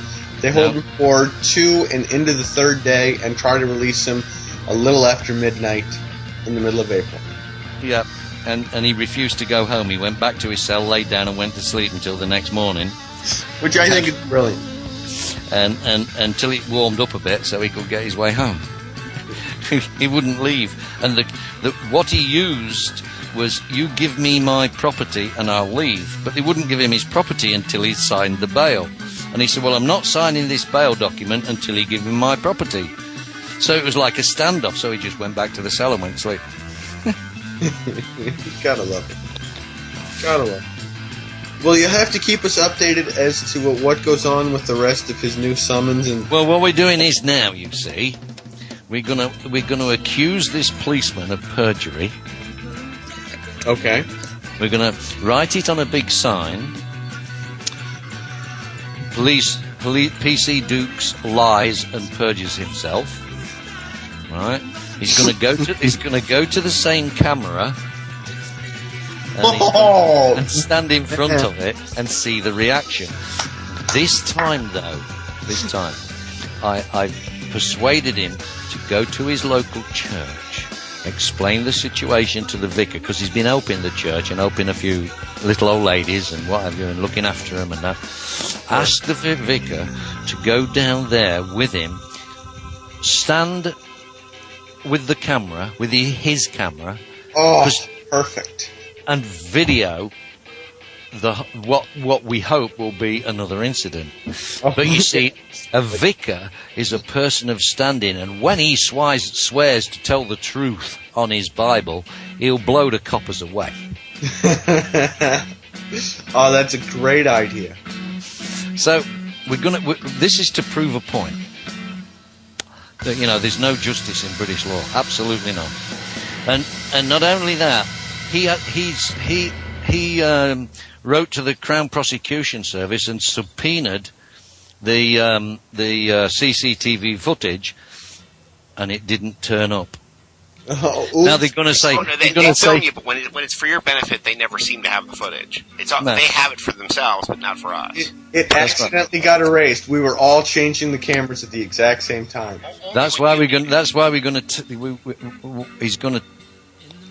He's going to get this vicar to go down there in full vicar dress with his camera and stand some distance away from where Matt's going to stand. But so he's got a full view, and he can attest to what happens. Oh, that's brilliant. Speaking of which, did his friend manage to videotape the court proceedings? Wouldn't let him in with it. They took the camera off him. Wow. And then gave it him back afterwards. I see. Well, why wouldn't you want it recorded unless, of course, you're going to perpetrate fraud? Well, actually, what seems to have happened is it was a young blonde woman who was actually the court stenographer and recorder. She was recording things. And he said she was loving it. She was just giggling and trying not to giggle when he was saying all these things. That's awesome. He said she could hardly keep a straight face. You know, it's nice to know that there are people in this that are even part of the system who realize that the system is just that. Anyway, so he's now bailed to appear on 30th June. A whole month away. Well, yeah, you see, now they gave him 3 minutes, right, to look at this fraudulent statement by the police before they proceeded with the case. He said, "I need time to read this." No, we got to go ahead. And they just stitched him up. Literally stitched him up. But what they didn't do was make any complaint or amendment when he said, when he clarified the position of equal standing, that everybody in the court, including me and you, Your Honour, are of equal standing under the law, And he said, yes. He said, okay, then I now pronounce myself innocent and dismiss this case, and just headed straight for the door like we planned. And nobody stopped him. In fact, the two guards that were stood in front of the door moved out of his way as he walked through and followed him out the building. And then they said to the policeman, can he do that? And the cop said, well, yeah, of course he can. And what they said to the guy when he was asking various questions, you can't do that, you can't ask that. He said, I just did.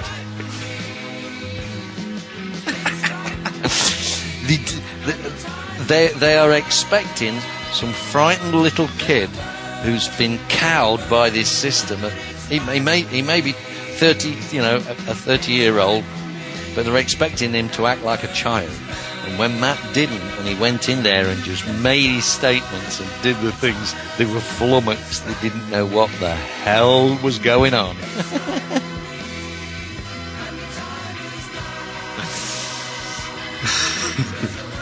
That's awesome. It's only a shame we couldn't have got it videotaped. Well, because it would be on YouTube by now. Oh, definitely. And what a great thing to be able to see on YouTube. Next time, don't ask to bring the camera in. Just keep it in the purse strings or whatever it needs to be. There's a lot of little mini cameras you can get. Yeah, we definitely all need to make sure that we've got some, and encourage others who are part of this to get some, because you can take a camera into the court to record, but you've got to ask them first. Well, the question is why do you have to ask permission? Well, according to the statute, that is it, you see, but we're not bound by statutes, are we? Right, so why would you have to ask permission? Right. Oh, by the way, he did ask. After he'd asked the 3 questions, I forgot one little item. Are we all of equal standing under the law? Does this court operate without prejudice? Am I innocent until proven otherwise? Is this a de facto court? When did they reply to that? And, is this court part of a subsidiary division of the Crown Corporation? And the judge just didn't answer, didn't know what to do. There was no reply? No reply. But you see, even the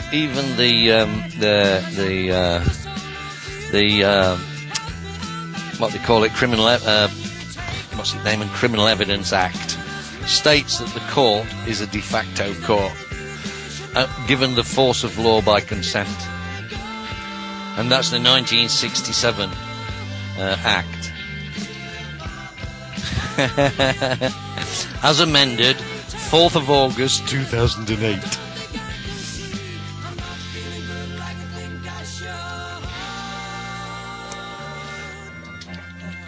You see, they're stitching him up, trying to stitch him up. They've got to make these ridiculous allegations, because on page 55 of this Criminal Justice Act, that's what they call it, 1967, S.91, drunk and disorderly in a public place. Trialable, I don't even know if that's a real word, trialable only summarily.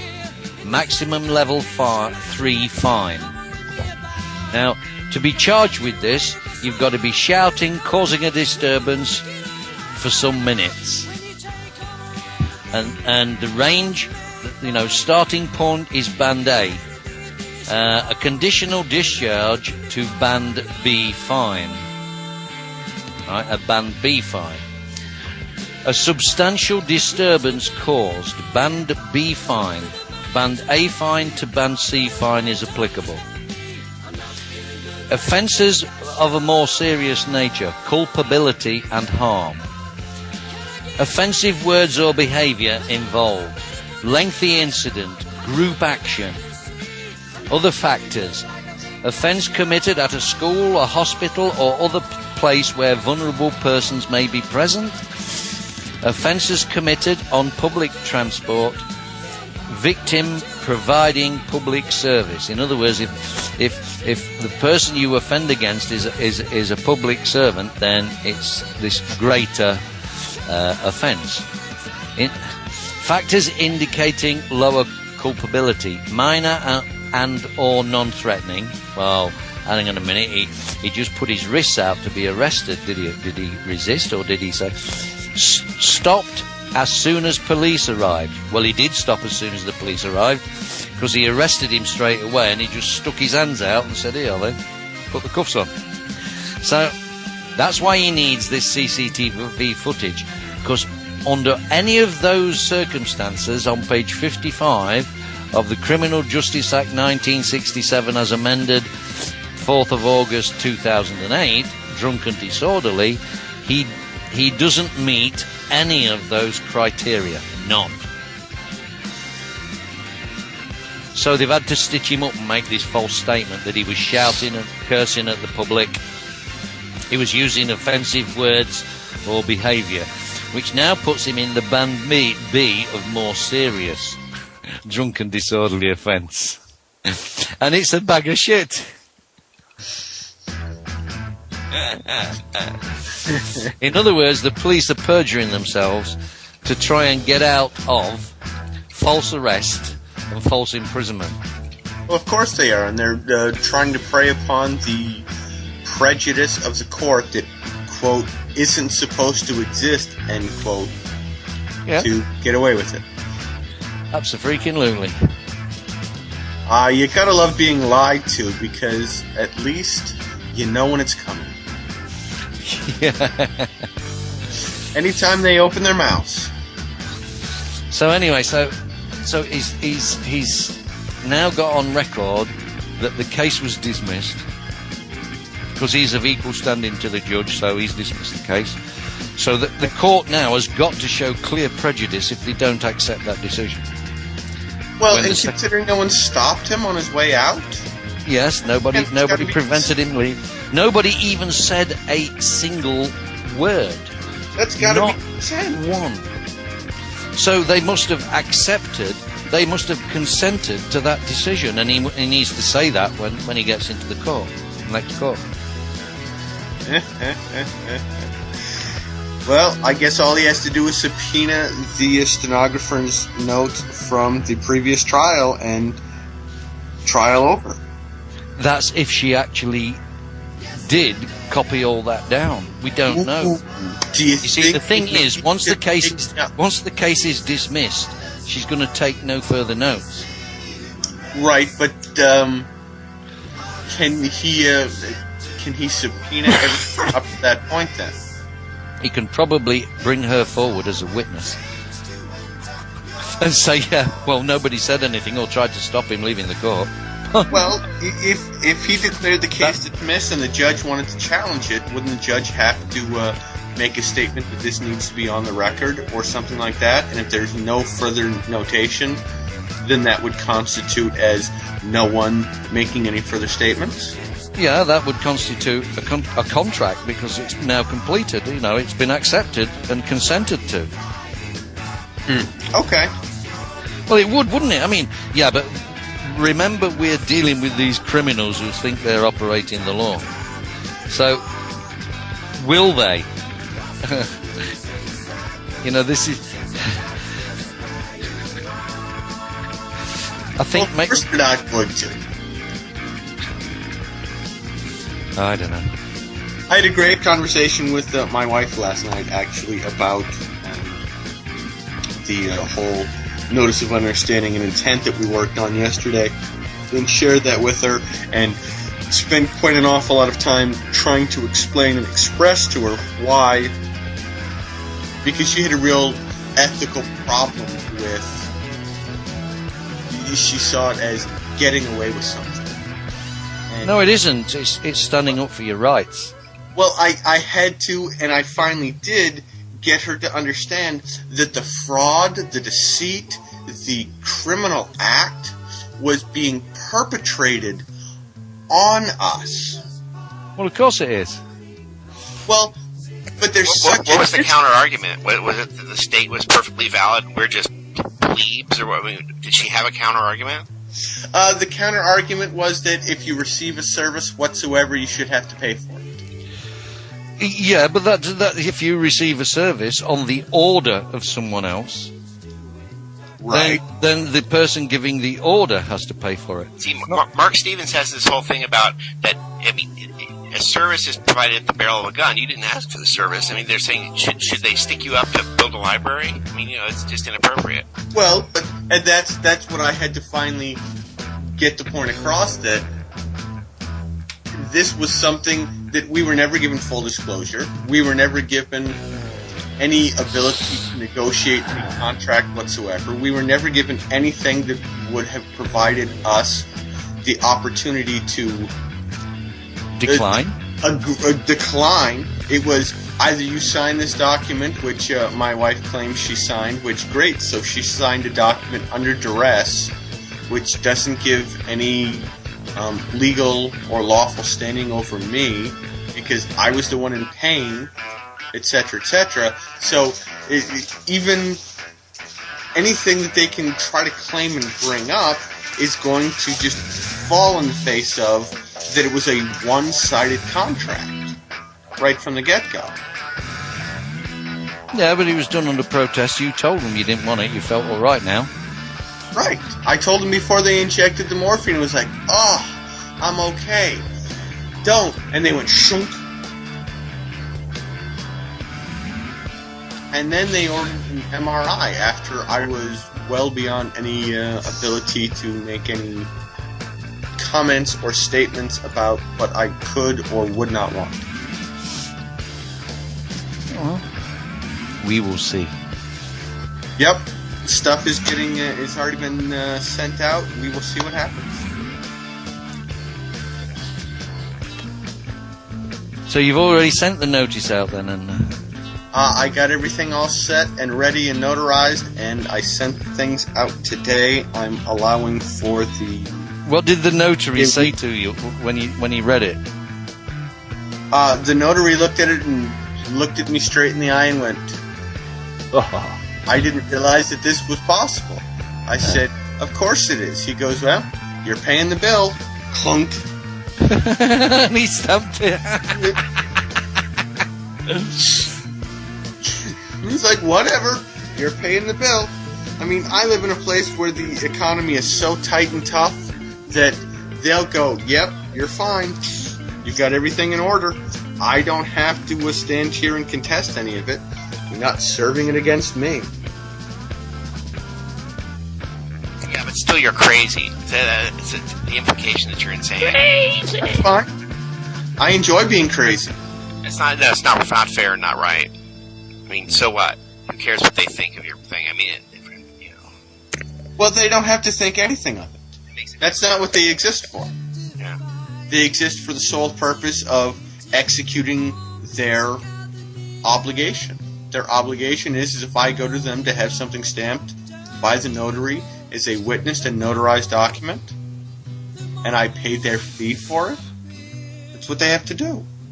I placed an order, they gave me a bill, I pay it, they fill my order. Should be that simple. Yeah, well, unfortunately, that's probably more true than we want it to be. So. Well, keep us updated on Matt G. I'll keep you guys updated on my notices and. What group is Matt G a part of? I've heard of the name before. I've been searching. He used to be on Skype. He's No, I mean, isn't he one of these groups in England? For all of us. Oh, okay. Yes. Yeah. The other thing we're trying to do as well is he's going to put on Facebook and every outlet he can think of, inviting people to come to the court on the 30th of June, so that we can go through this proceeding in front of as many witnesses in the public gallery and in the courtroom as possible. Yeah, that's important. Because I find that when you try to do this stuff and no one stands up with you, it just, nice. Well, actually, you see, they put him back, and he was the very last case, and everybody else had gone out. So there was just the people, virtually, the security and the police outside, and the people in that courtroom. He was the very last case of the day. And actually, as he explained it to me, he was literally in the courtroom less than 10 minutes before he said, I'm innocent. I know. Oh, they asked him to plead. Do you plead guilty or not guilty? He said, I'm not here to plead. I'm here to make a statement. I am innocent. And the judge says, oh, I'll put that down as not guilty then. He says, no, you won't. He told the judge, no, you won't. I'm innocent. That's that's what I'm saying. That's my statement. Oh, well, I'll have to put it down as not guilty. He said, no, you won't. He insisted that it was put in the court record. He says, record it. My statement, innocent. Yeah, he insisted that they put that he was pleading innocent, not guilty or guilty. Well, at least they didn't try to plead for him. Actually, that would have been better. No. Plead for you, they're screwed. Well, what the judge says, well, I'll put it down as not guilty, and no, you put it down as innocent. Well, if he wants to put it down for you, then he's pleading. Yeah. So you're doing. Yeah, you should have said you're doing my plea. You're pleading for me. No, thank you. But you can do it if you wish, because that makes this a mistrial. Right.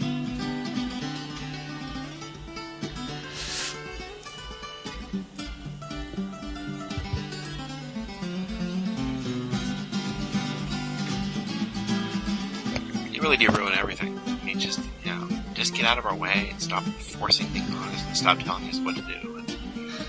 It's gotta stop. Just stop. Just finish. Just get back to your humanity again, huh? Yeah. Well, that's asking an awful lot. No, it's not. Well, they've given up their humanity. We have not. We haven't, but they have. But they took an oath to do certain things, and they need to do them. Not push stuff on us and trick us. Well, but that's the only way that they get to ignore their humanity is by pushing this crap on. It's still not right. Still not right. I didn't say it was right. Absolutely wrong.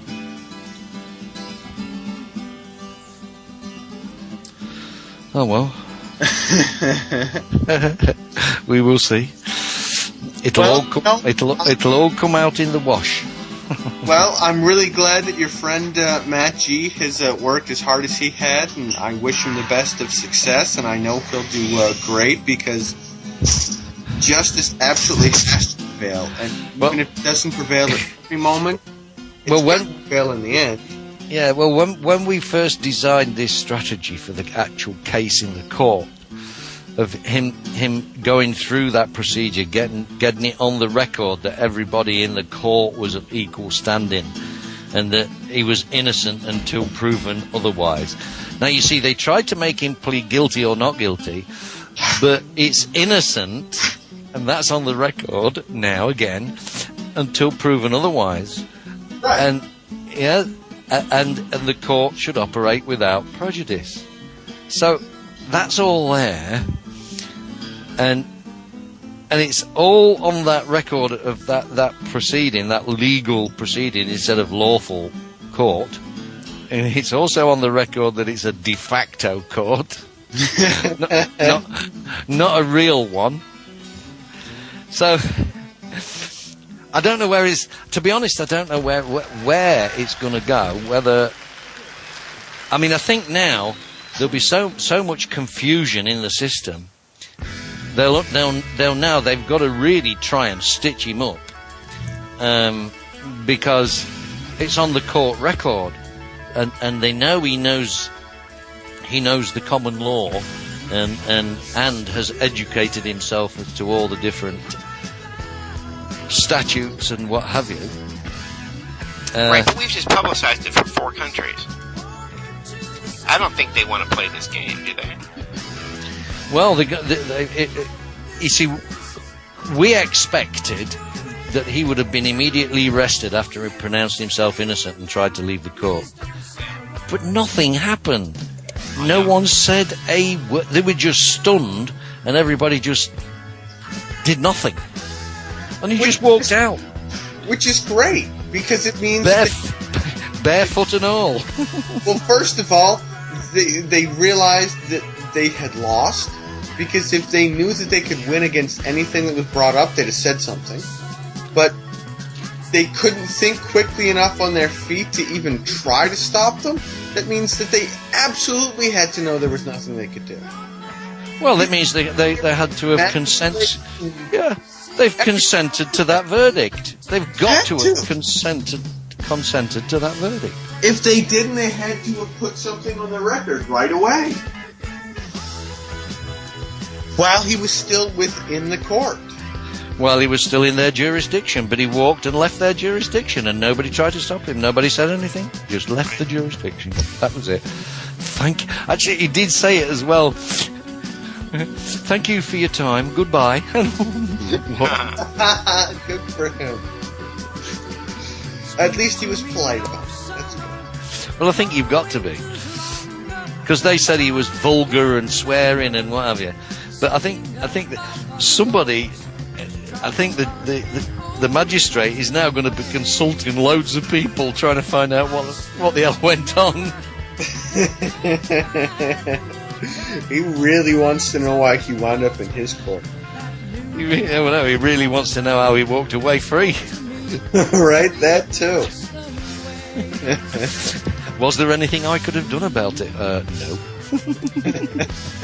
I really wish they could have videotaped that. That would have been fantastic.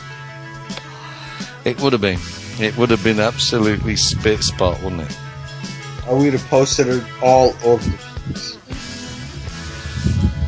And the point is, unlike the Vimeo videos where there was just a ruckus and all noise and everything going on in the court, because it was right, it couldn't have happened at a better time, because it was right at the end of the day, there was nobody there.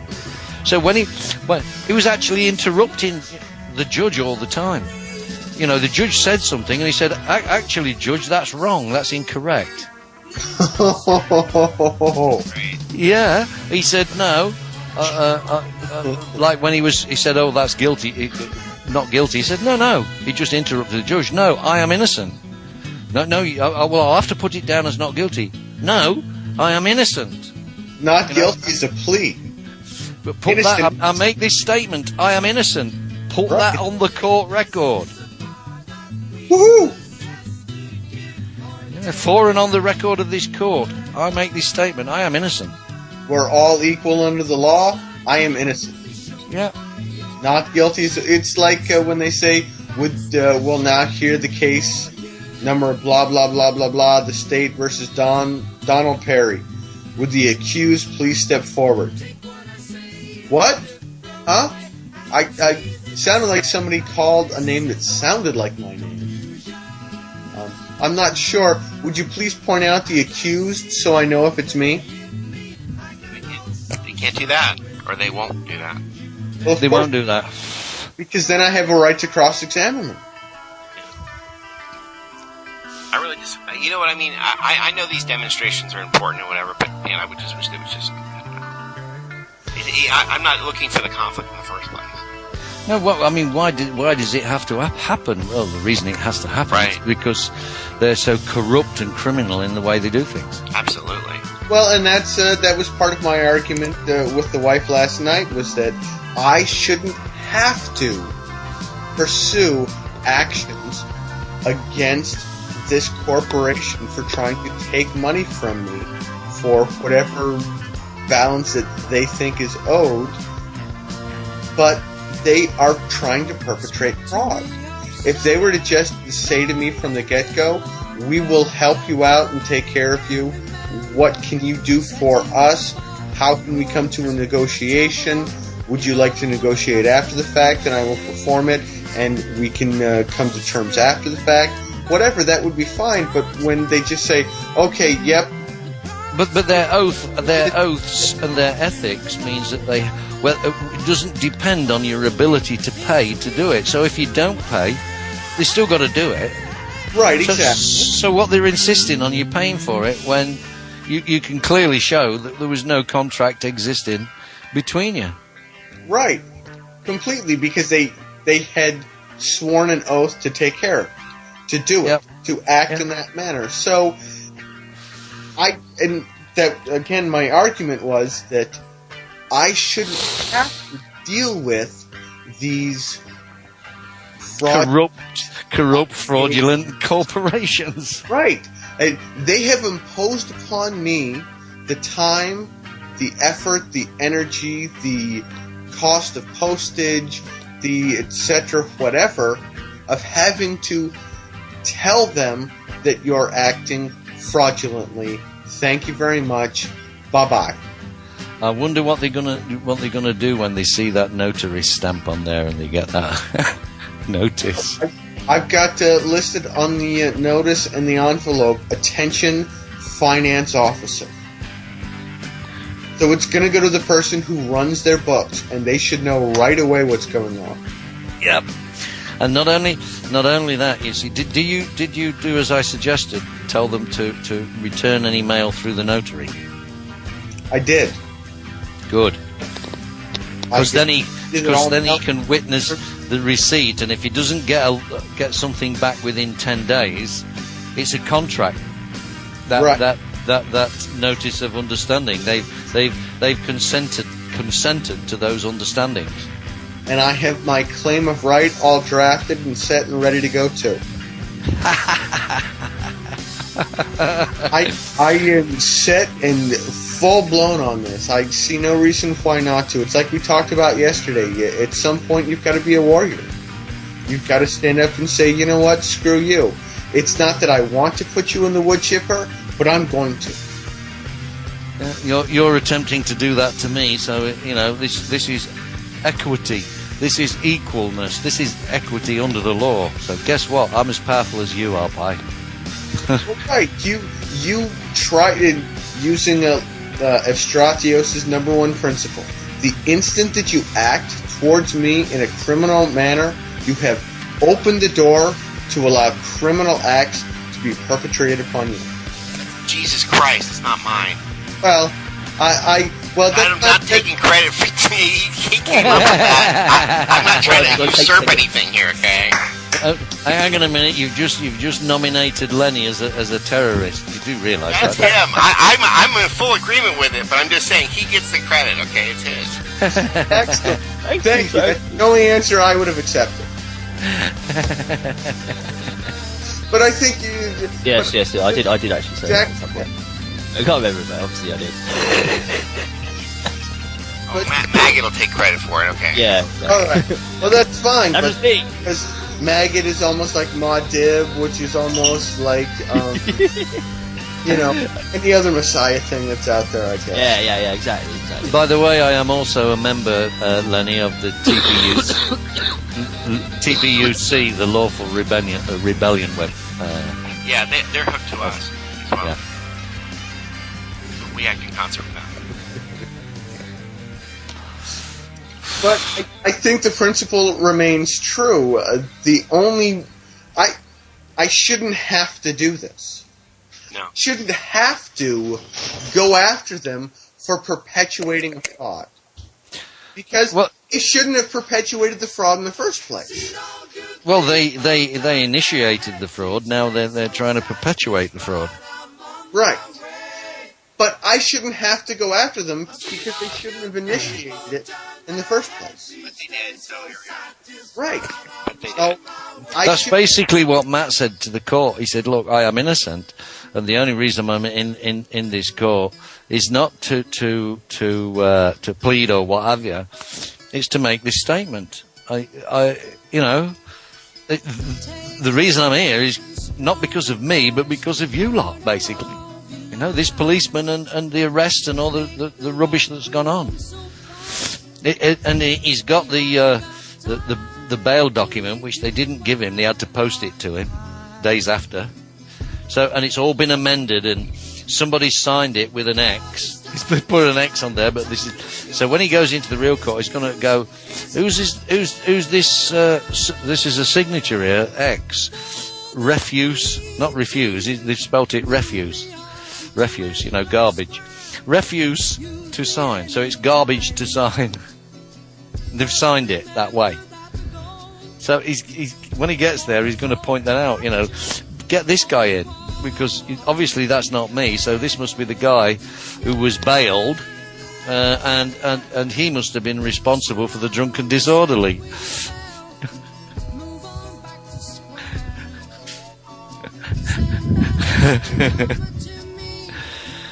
This is good. Like he said when he got back home this evening. He got back home UK time at 5:05, and he said it was real fun while he was in the court because. If when they said things to him like, be quiet, he just carried on talking and nobody did anything about it. He just said, no, this is blah blah blah, this is blah blah blah, and just made his statements. Then he kept quiet after he'd finished his statement, to the court. Anyway, and then they had their say. And if he didn't like what they were saying, he jumped in again. Important. That shows that's real bravery too. Well, like CC and I were talking about yesterday, there are those of us out there that have to stand up and be warriors. We talked about it yesterday, where you have to take into consideration that your first step isn't going to always win. You have to have multiple steps set up so that if the first one they try to knock down, you've got another one to go to. And if they knock that down, you've got to have another one to go to, etc., etc. And you also have to accept that it may turn out that all of them get destroyed and you've got to serve 30 days someplace. Because if you aren't willing to sacrifice at that level, you aren't really willing to participate in your freedom. This is it. We had 5 strategies all in place. It was a great shock to us that the very first strategy that we had actually succeeded, and he walked out of that court an innocent man. He's still innocent. Right. Even though they've bailed him to appear before another court, he is still at this time innocent. They've not been proved anything against him. Not a stitch. Nothing. 0. They might try and get at him again, but like I said to him at the time when we were discussing all these different strategies, I say some of them may fail. You may even have to do time. I said, but we're going to be making a point here. We're going to be resisted, and it's the resistance against the system that's important. If Jesus Christ worried about what was going to happen to him for standing up against Pharisaic law, our lives would not be where they are today. Exactly. So it does take some brave souls. I mean, there's been brave souls appearing now, and in fact, probably, to be honest, that my research now suggests that there are more brave souls at the moment fighting this legal procedure system in the UK than there is in America at the moment. People are cottoning on so fast that they're gonna have to change the rules. They're gonna have to do something to move the goalposts or what have you. When you see what Europe has got going, the Napoleonic law, which is the opposite of our system, things like that. Well, but we're trying to change that here too. We're trying to galvanize people. So the corrupt system will be even more corrupt if they do like they're doing in New Zealand, trying to deny people the claim of right. How could you deny people the claim of right? Well, if you've made a contract with the legal system, the law society, when you put your understanding forward and what have you, and by default or by whatever reason, that then forms the contract, then then that claim of rights and fee schedule is part of your society. You put them in your cage. You've taken yourself out of their cage and put yourself in your own cage, and then now they have got to operate in your cage, not theirs. They can operate from their cage, but anything they do is under your understanding, so they've contracted to what your understanding of the law is and what these things are. So screw you, pal. That's your problem, not mine. You're under this contract, and if you fail to honour this contract, then you're in dishonour, and you can forget about making any further contracts, because the Uniform Commercial Code will stop you. So come on, tell me where I've gone wrong.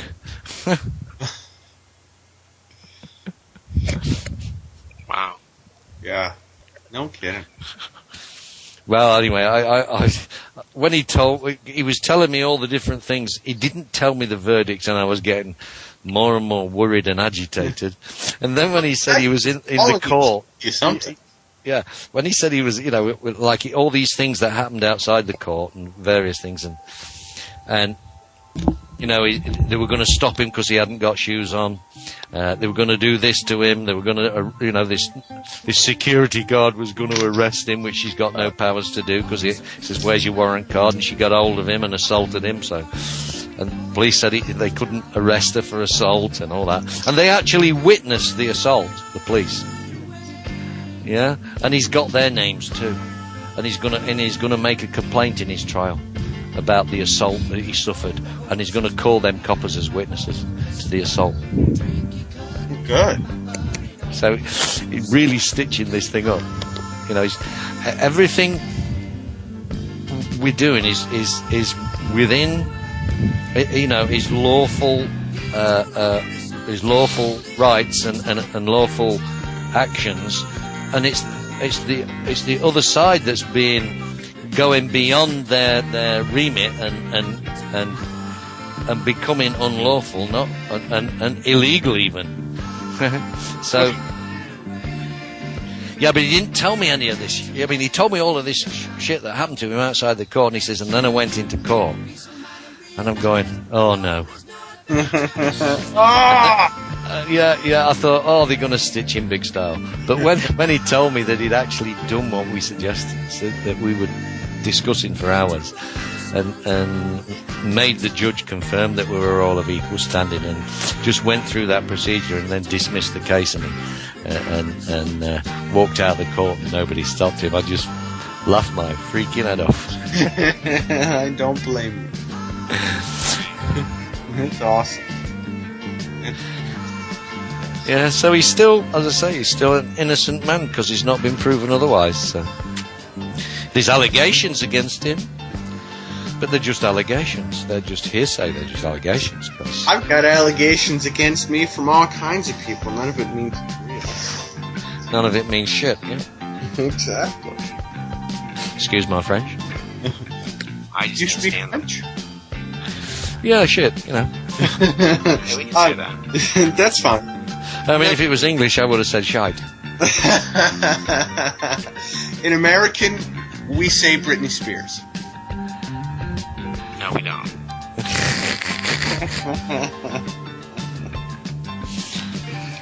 Don misses a lot of the meeting. Listen, we do not want to get into this conversation. We're not going to discuss the size of Britney Spears' breasts. I refuse to do that. I do not consent to discussing the size of Britney Spears' boobies. This isn't the Freeman Fly perspective. Uncut. Otherwise, I'll have to serve you a notice of understanding and intent. I'll shut up.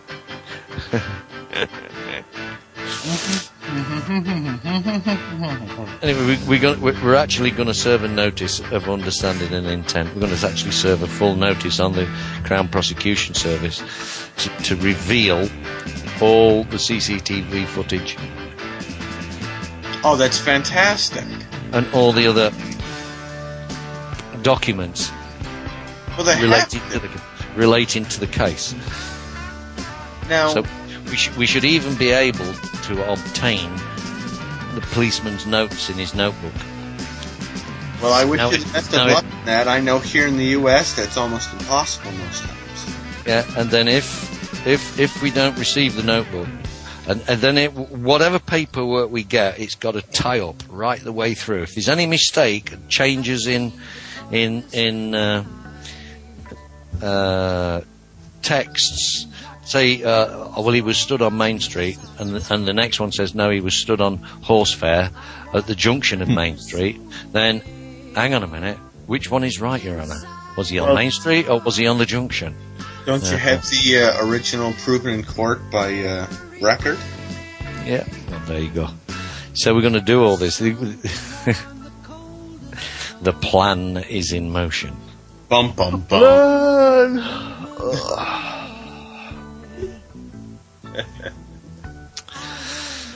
Good grief, Charlie Brown. I went out. Yeah, you want to resign? No, not as this, but I'm just saying I went out of this system. I went out. Oh, Well, all you have to do is just He loves it too much. Just of understanding intent with all the appropriate offices. Wait, I'm starting to went off the planet. I just went out. I understand. I understand. Can't stand That as a matter of I principle. stand upon. I understand, as a matter of principle, that all statutes, laws, bylaws, titles, codes are given the force of law only by my consent, I just don't get and it. I do not consent. There you go. Boom. Done. Don't forget ordinances, too. Ordinances, yeah. Well, they're bylaws. So. I got a lovely headline. I was just reading through Rents.com. 19,000 gay US soldiers already have AIDS! I was laughing about it earlier. I only laugh at that. 19,000 of them. 19,000. They already have AIDS. How is this news? Saving soldiers from gay death. I thought was the headline. What are you looking at? Like the www.absolutestupidrepublicanamericancitizen? Yeah. Somebody's talking to me in the background. Wait a minute. Oh, I don't know. I can't turn this thing off. Wait a minute. It's called Oh, there he is. numnuts.net. You try and say that quick. numnuts.net. It's newswithviews.com. Yeah, I'll just read out one paragraph.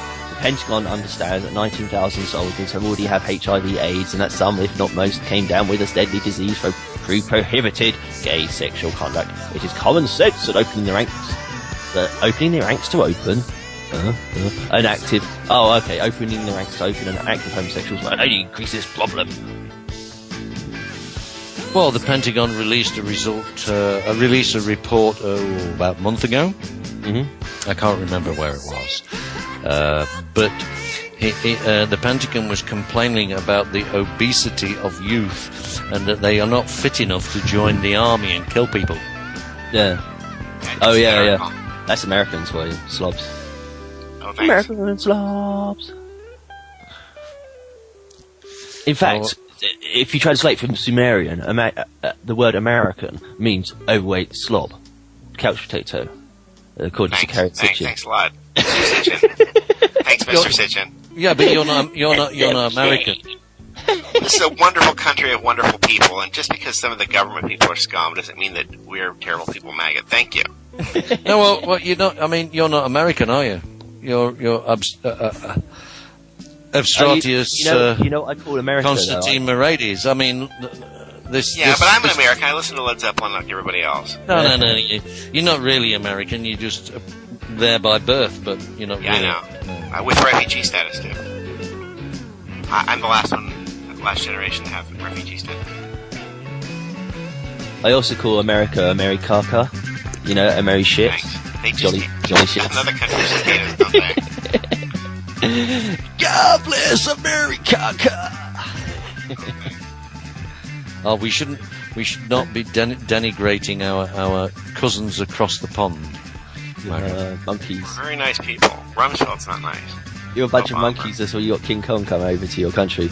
because he wanted to join the other monkeys.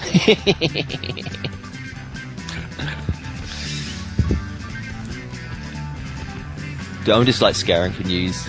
It's insulting.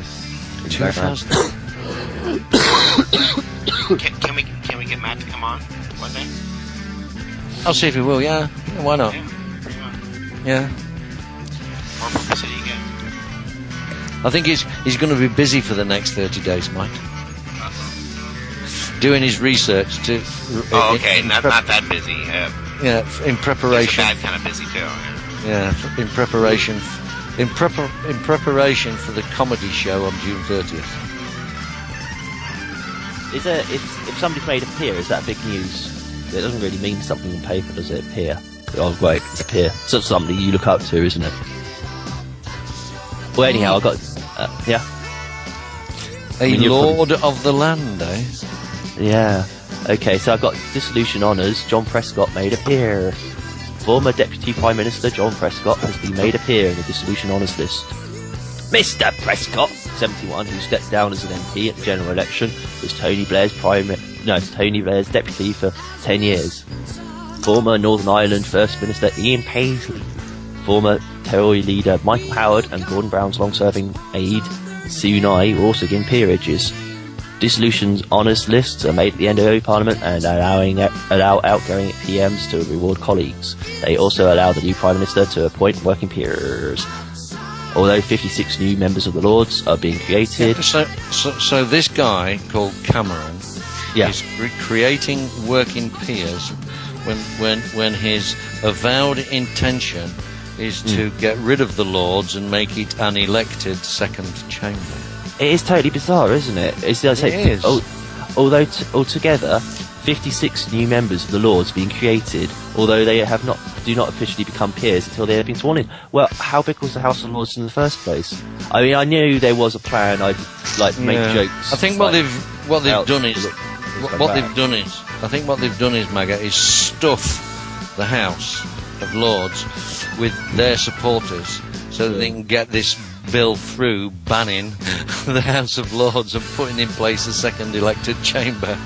Yeah. Sounds like just as a double fail-safe guarantee that everything they want to pass gets passed.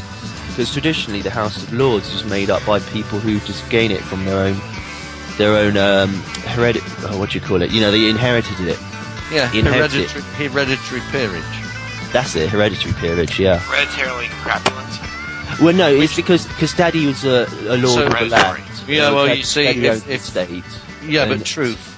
Let's get some truth in there. If Daddy was a great raper and pillager of the land, or great granddaddy, then the crown at the time made him a lord. Yeah, you know. So exactly. So basically, their families have gained that position by murder and rape and pillage and all these other crimes. So if you're a wonderful criminal, you can get into the House of Lords. Yeah, and the irony is the House of Lords also, I think they pass bills and agree laws and set down laws, which is they can amend it. They can send it back to the House for amendment. They can object to things 3 times, but then after the 3rd time, the House of Commons can just overrule it and put in what they want. Yeah. And then it's done. It goes to the Queen for signing. You know, and it's not until she signs it that it's actually a law. So because the House of Lords traditionally was like their bloodlines and stuff become so weak and decadent that they couldn't go around raping and pillaging anymore. So they just like sit on their fat butts in the House of Lords and try and pass laws to everybody else to follow. But like you're saying, you know, they don't have that much power. Didn't they get dissolutioned? I think that's the word. Before the House of Lords got sort of like not demolished, they didn't demolish the building, but they vacated the building and they abandoned any sort of like powers they had. House of Lords became like non-existent, had no power. Well, they have no legislative power because that was under same as supposedly the Queen gave up her legislative power in the Act of Settlement. But in fact, if you read the Act of Settlement, the powers she retains are absolutely enormous. draconian. For example, during the U.S. presidential election, which elected the liar, Boris Satoro, that witch in Buck House dissolved the Canadian Parliament because she didn't like the way things were going, and the Attorney General ran. I don't like the Cottafedship. The Attorney General ran the country for a few months until the following election, when she got, and obviously the powers that be and the money went on the side of this idiot that's in charge now, this Prime Minister. Yeah. So she got what she wanted, but she doesn't have any power, of course. Except she can just throw out any government from any Commonwealth nation and say, "I'm dissolving it." Yeah, and she can appear on national TV anytime she wants as well. Yep. She can overrun any. And you're not allowed to see her assets and earnings. There are her visible wealth and her invisible wealth. Yes, and it's never been audited or what have you. She's, nobody looks at it. Nobody's allowed to even. So, she's like her own private Federal Reserve. She owns the Federal Reserve. What are you talking about? No, right. I'm sorry, my fault. Yeah, it's basically you have to look at whatever anybody says, look at the actual facts that occurred. Alan Greenspan, he went to London, he knelt down in front of the Queen, and she put a sword on his right shoulder, sword on his left shoulder, and said, "Arise, Sir Alan Greenspan, Knight Commander of the British Empire." Who runs the Federal Reserve, tell me again? Right.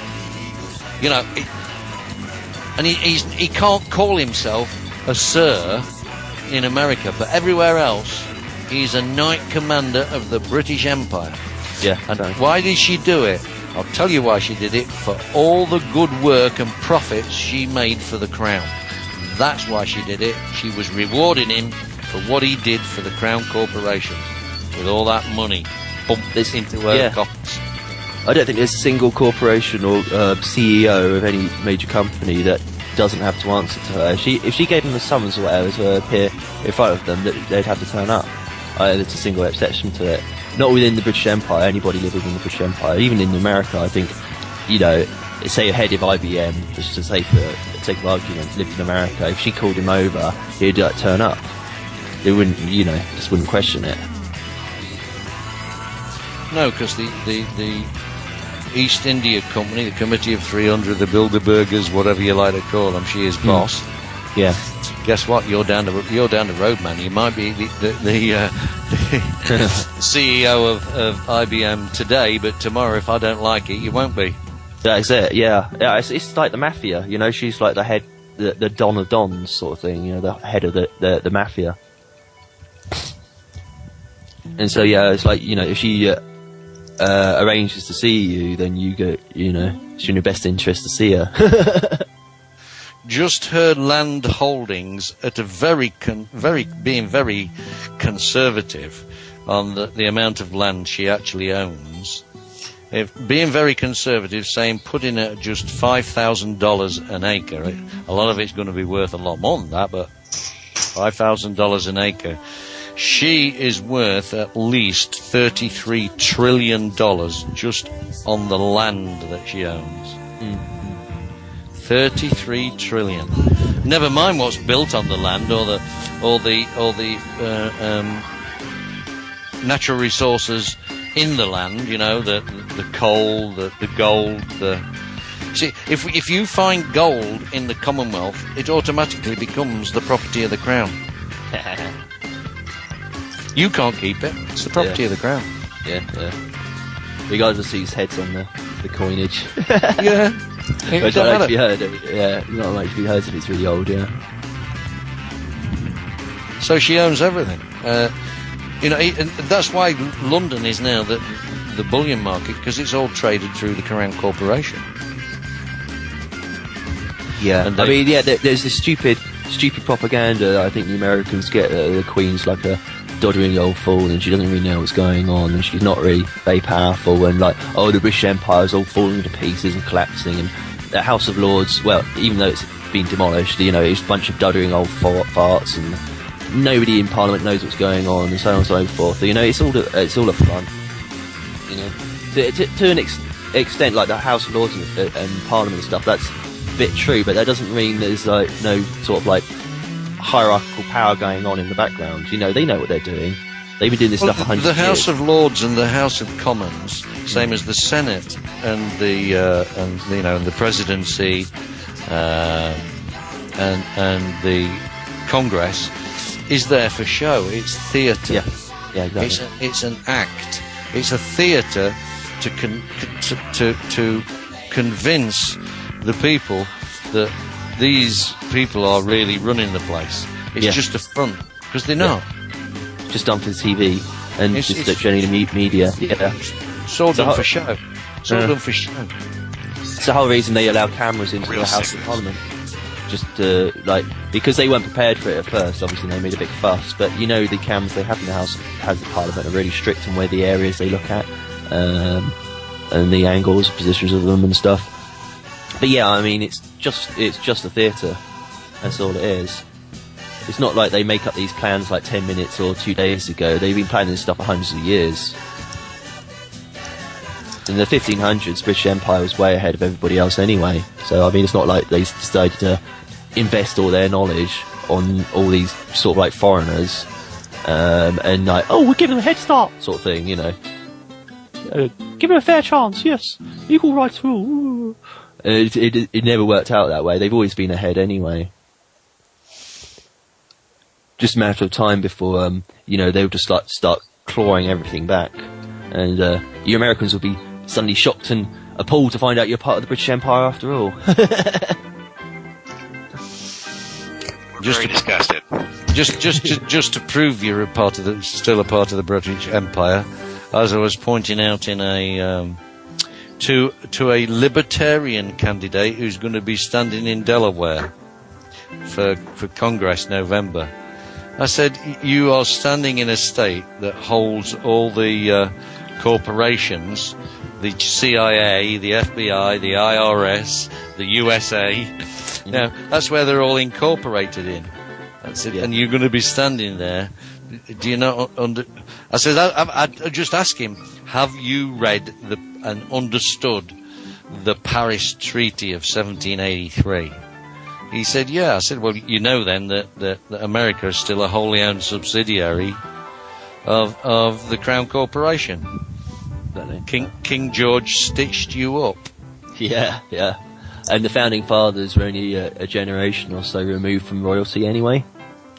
Yeah, but the Founding Fathers, the Continental Congress of John Adams and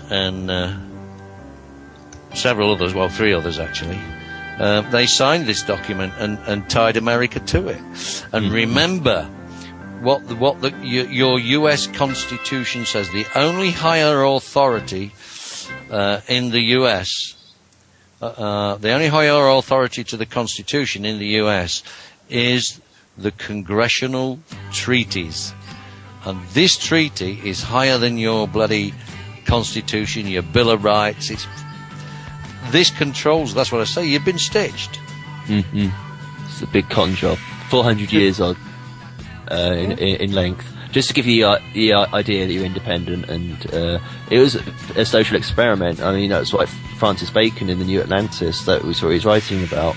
Was the New Atlantis was going to be America, and it was going to be a social experiment. You know, we'll try out your American system. I don't know what you call it, republicanism or whatever, just to see how it goes. But you know, at the end, we'll come back and claim it as our own. Whoa! I resent being referred to as an experiment. I'm a sovereign individual on this land.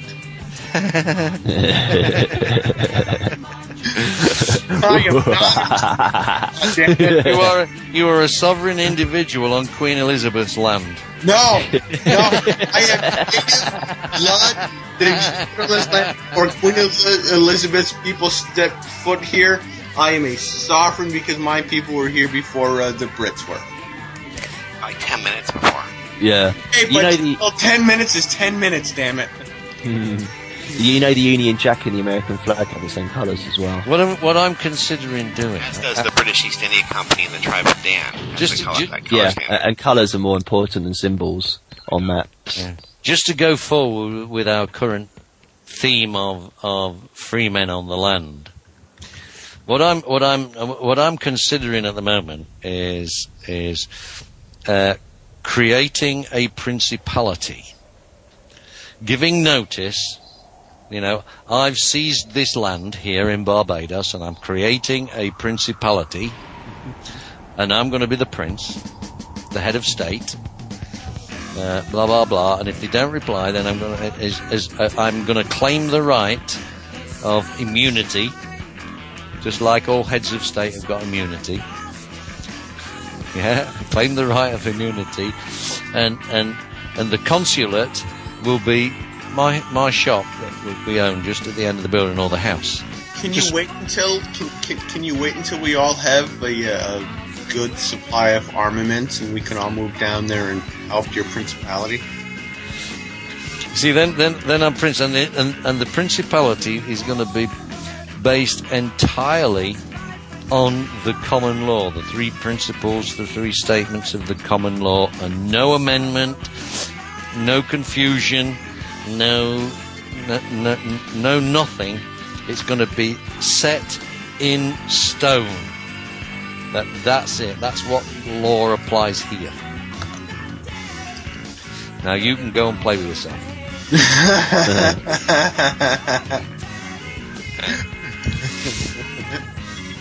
And when I leave the principality, I am head of state, and and I have full diplomatic immunity.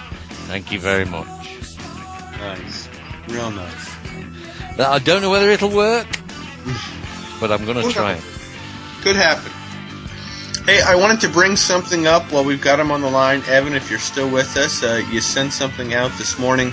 I wanted to share this one, run it by Lenny, the Caribbean critic, and Maggot. I know I addressed it earlier this morning with you. You wrote that this message comes from the New York Post in response to posting the legal notice claim of right. Evan, yes. We cannot publish a statement of claim of this form. You will do better to approach an attorney legal services organization and begin a legal action in the court system. If the action is newsworthy, you may wish to contact the editorial department at blah, blah, blah, blah, blah, blah, blah. Regards, Byron. And they wouldn't take his ad. I mean, his notice, they wouldn't take his notice. Well, but and that's one of the things I wanted to bring up is because I was in the newspaper in my hometown, there's a public notice and a legal notice section. So there is in the New York Post. Well, and that's what I would figure as well, and I had encouraged him to submit to the public notice section, and I was hoping that was the right course of action to do, and wanted to get people's opinion on that. Wow. Hi, everybody. Wow. Hi, Evan. Okay. Hey, what I could actually do... What's happened with your notice, did you say? Just run that... They wouldn't take it. Yeah, they wouldn't take it. We're talking about New York Post. Right, the New York Post. Well, you mean they've rejected your notice of understanding and intent? No, the claim of right. The claim of right, the last thing that we were going to... yeah, but did they take your notice of understanding and intent first? Did they challenge it? No, they didn't take anything. Well, then you can just write back to them and tell them it's a contract. Sorry, Paul, it's a contract by default, and you are now living under my understanding, not yours.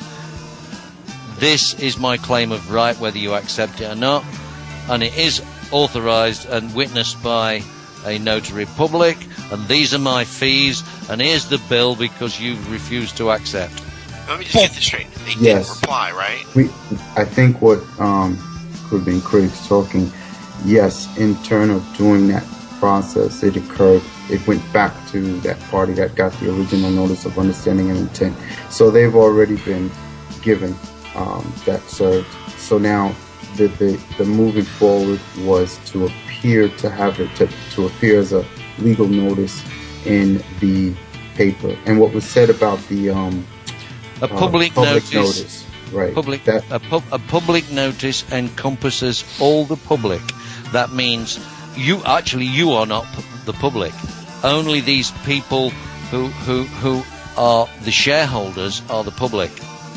And the shareholders are the Law Society. So it does apply. You have given them a public notice, which is take notice, everybody. I see. But I did exactly the same thing when I got it divorced. It went into the public notices, just the public notices. Everybody has to take notice of the public notice. A legal notice only applies to the Law Society. I see. Public notice applies to everybody. So you can send it. If they've by default not answered that public notice, then it is a contract with everybody, not just not just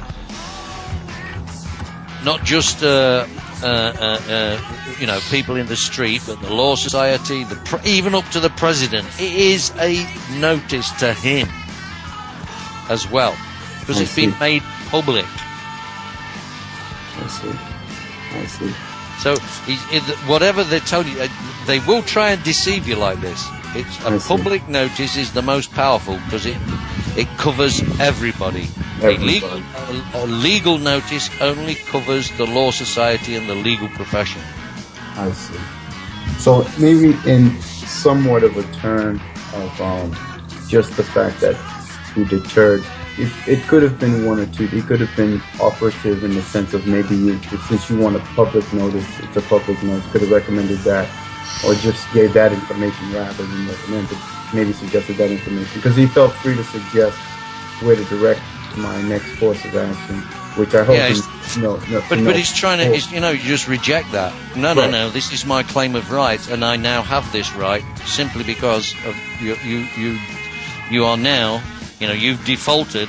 By default, you've contracted to this understanding, and this is my claim of rights under those understandings. Sorry, pal. You can't tell me that that's not a law when it already is. Right. So in the course of double checking to the post for that public notice section, upon finding one, then it would be, again, the same course of action towards that as well, too. If they should decline that, then there's a big problem. I doubt that would happen because, again, it's a public notice that you're looking to, like you said, for the public to take notice, not the Law Society on the legal notice side. Well, they are the public. I see. So it's one and the same. If I'm understanding it correctly.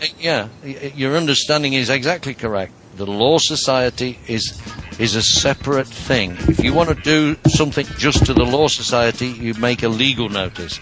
If you want to encompass everybody, it's a public notice in the public arena. And the public arena is everybody. And that's all the people that's in the Law Society as well, all these legal eagles. They are part of the public. You have given them the right notice. That is, they have to take notice of that. And then your claim of right and your fee schedule has been witnessed, and the notary public, the notary public that you used to document these things and witness these things, he's part of the Law Society, and he didn't make an objection, and he's witnessed it. So sorry, pal. There you go. This is mine, not yours, and it will go forward. I'd just tell him, just let him know. In fact, I'd go to the notary public and give them notice that they're in breach of their honour, because they are part of the public. Give them notice. You are in breach of your honour. You're not honouring. You're in dishonour, not in breach, because you should never say breach, because that breaks the contract. You are in dishonour. Yeah. See. And in actual fact, you give notice that they are perjuring themselves, because a public notice covers all the public, everybody. A legal notice only covers the legal, the law society and members of such. And you can tell them that in the bloody do not. So the public notice covers everybody, including those, because they're members of the public, including those in the law society. I see.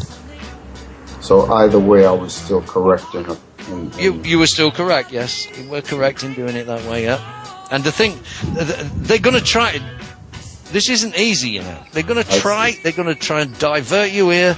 They're going to try and get you to agree that this is the case. You're going to say, no, it's not the case. The case is you are members of the public. Yeah. Sorry, you're members of the public. You should have taken notice. You failed to do so. You've agreed to this contract by default.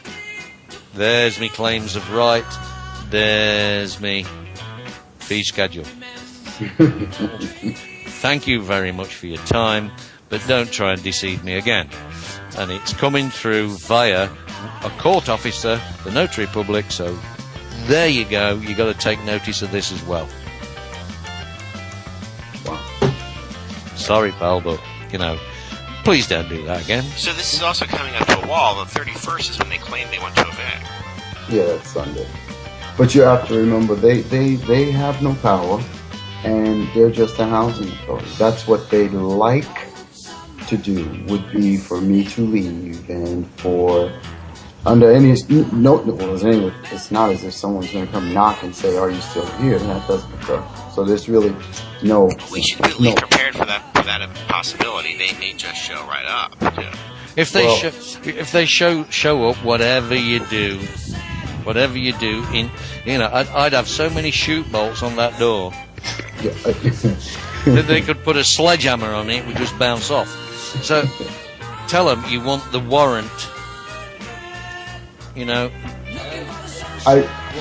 the legal warrant that's ordering you to leave. Post it through this little crack in the door. Then I can read it. Right. And then I want your oath. And then I want your badge number. And then I want this. Your business card. Your business Your card. name. Right. Yeah, everything. Do you have that New York stuff with the thing on the door where it props it closed? Yeah. What? Like you see in the movies? What, it's a long bar or something? Yeah, that bar. No. Yeah. Have you got Maybe you should go out shopping. Have you got a video camera? I'd get a couple of those things, because one of them can be broken off by a real good strong swift kick or one of those battering rams. I'd get a couple of them if you're going to get And cameras and stuff? Oh, yeah. Get your video camera set up everywhere you can. That's a good idea. But let me just bring to your attention the fact that this process has occurred already for another tenant, and I was present. That's where we came across the Mackenzie friend, and that's what I didn't know at that time. Yeah, but you see, they agreed to consent. The lad said, "Oh, don't, we don't want any trouble. We're going to go." Yeah, well, leading up to that point, they only agreed at that point, but the actual nature of the visit, I've already experienced, not myself, but, well, yeah, technically, yeah, but I was there, so I experienced what they do. And they don't do anything. Remember? Yeah. Listen. Who's going to come to your door first? Technically, what I see is the marshal will come if it's going to get to that point, but you would have gotten past the notice of petition. You didn't answer, or you answered, they ruled against your favor. Then a couple of days you get the pink slip from the marshal, but it's from the court. He's coming. You got 7 days to do a show cause. Then you go in the show cause. If they don't rule in your favor, then you got that remaining time there that they give you past the 7 days to get out. Then you get out. That's how that works. So all the tenant did, yeah. Yeah, well, you don't take any notes. Also, having not responded to these things, you need to now jump on it. Oh, that's now they have to go by your contract, which is the notice of understanding and intent from earlier. Since they didn't respond to that, see what I mean? So you need to draw their attention make sure that happens. You need to draw their attention to that notice of understanding. Having not responded to it, they have now agreed to it. Right. Now we're under your rule. Right. We're describing Evans Court. This is it. You've got to serve them with that claim of right. Yeah. So now that they've failed to answer it, oops. Now here we go to the next step.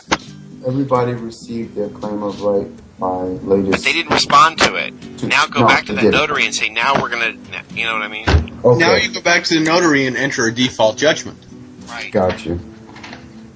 I need you to go all the way through the process. You're one of my flagship You see, cases here. if like we said, if you did it, if you sent these things out through the notary, Right. then you're understanding an intent.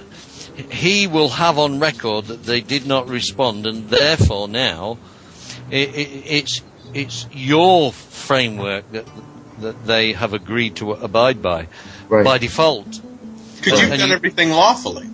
Right. But even if it even in the beginning of this has been a beginning many times. The last beginning is the claim of right. Even if starting there's still the same statements that were made. But once you've given notice, then the claim of right follows. They can't object to that. It's not, because they're already have agreed to all your understandings. Default of response to the claim of notice and intent is of understanding and intent is consent to the contract that you've prescribed by your notice. Right. So your claim of right can't be refused. They've already consented. They've already consented to it. Right. Right. And you need to get that down on a notice. Give them notice that this is the lawful case. Get the notary to stamp it and send it to them. They're going to get a shock. Wow. Okay, so now because he's an officer of the court, and he is serving them with this claim of right. Okay, so now it's next, which is the default judgment. So we're heading from default into fault, or default straight to commercial lien, then to levy, or we just heading to it? Yeah. Well, the default judgment, the notary will raise the lien and send people out to collect. I see.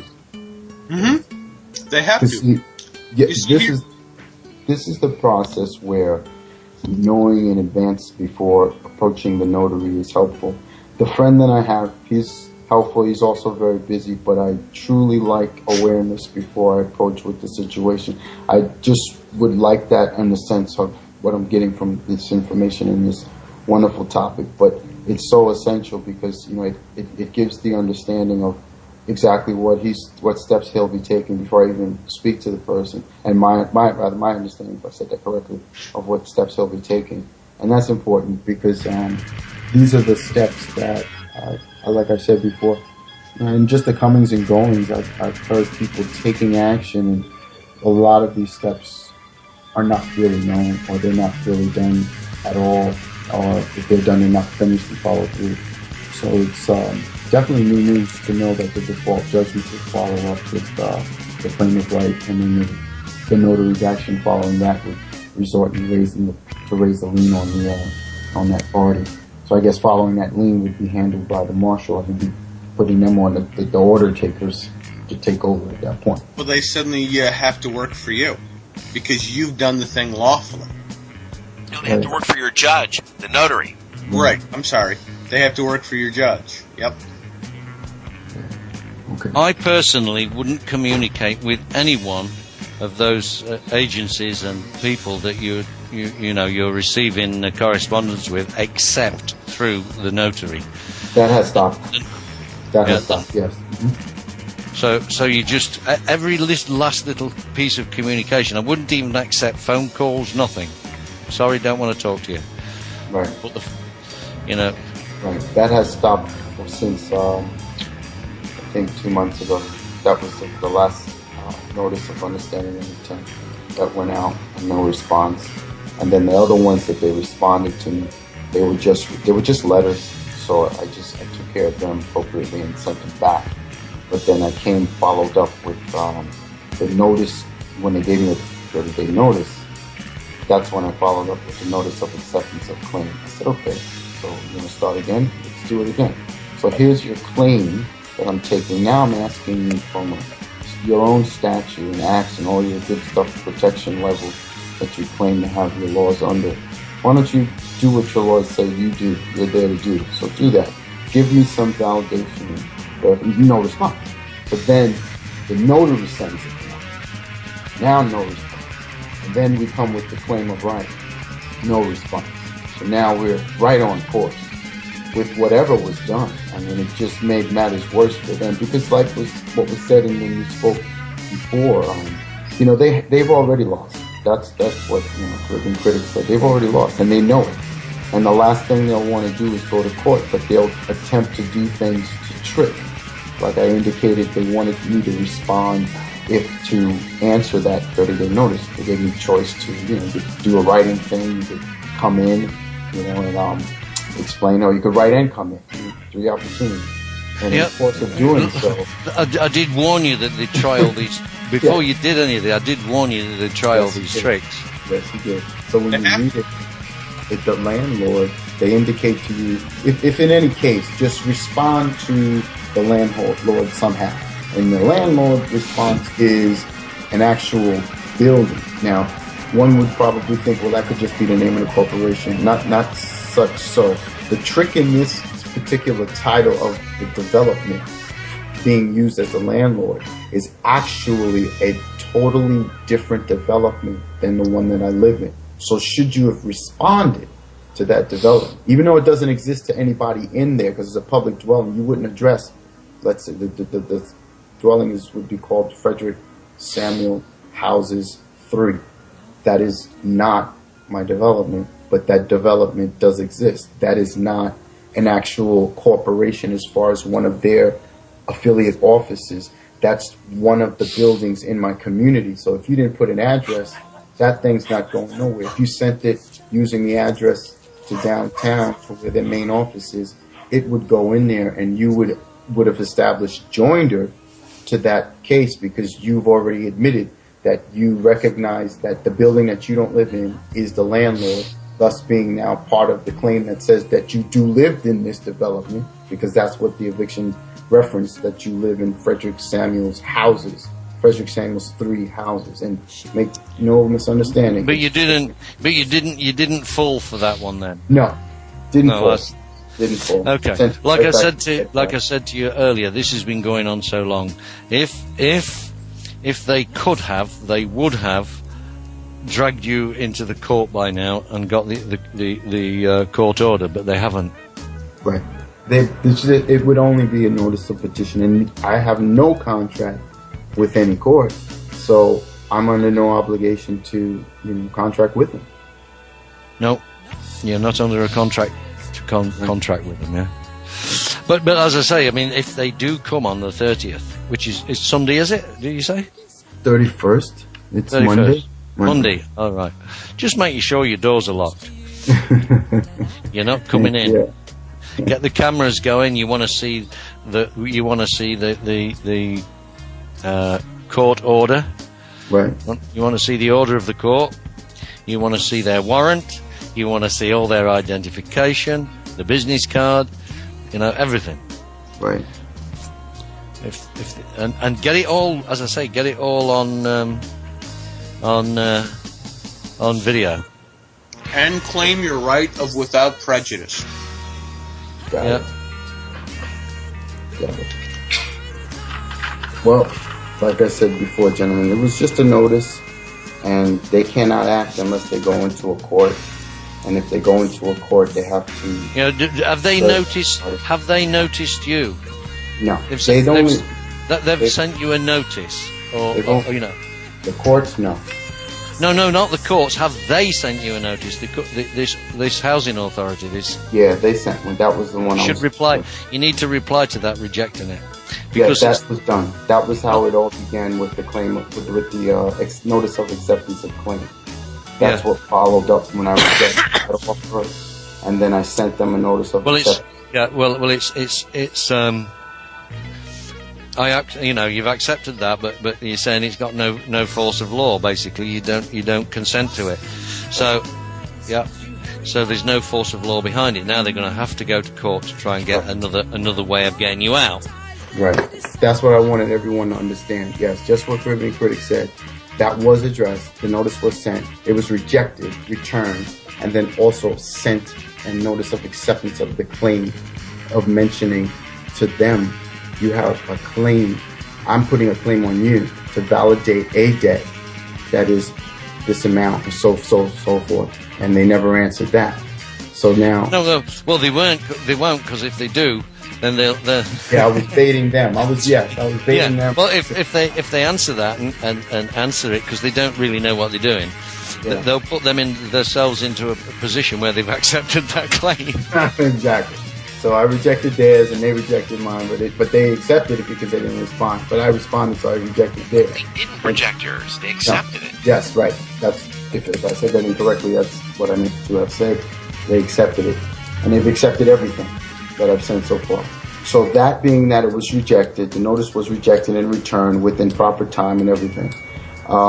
They'd have. So all these they've not responded to any of your claim for compensation or anything like that. Because if they don't respond to that within the 10 days, then unfortunately by default they've accepted it. Yeah, remember I was talking about James Dean to you before? We're all brainwashed by these movies and stuff. They thought, oh, we're not going to do this. They crumble it up and they throw it away. Oops. Just accepted it. Right. The right answer is to answer back, no, I don't accept. Well, that's not what they did. Right. You've won. You should be more excited. But now it gets even bigger. It gets even bigger. Oh. When I brought up the letter that recently sent that was referencing the law firm saying in a nice way, we received that correspondence. We recommend that you get legal aid services, and enclosed for you is a whole bunch of legal aid copies of legal aid offices that are located throughout the 5 boroughs. What you do with that, you notice them, right? This law firm, notice them, right?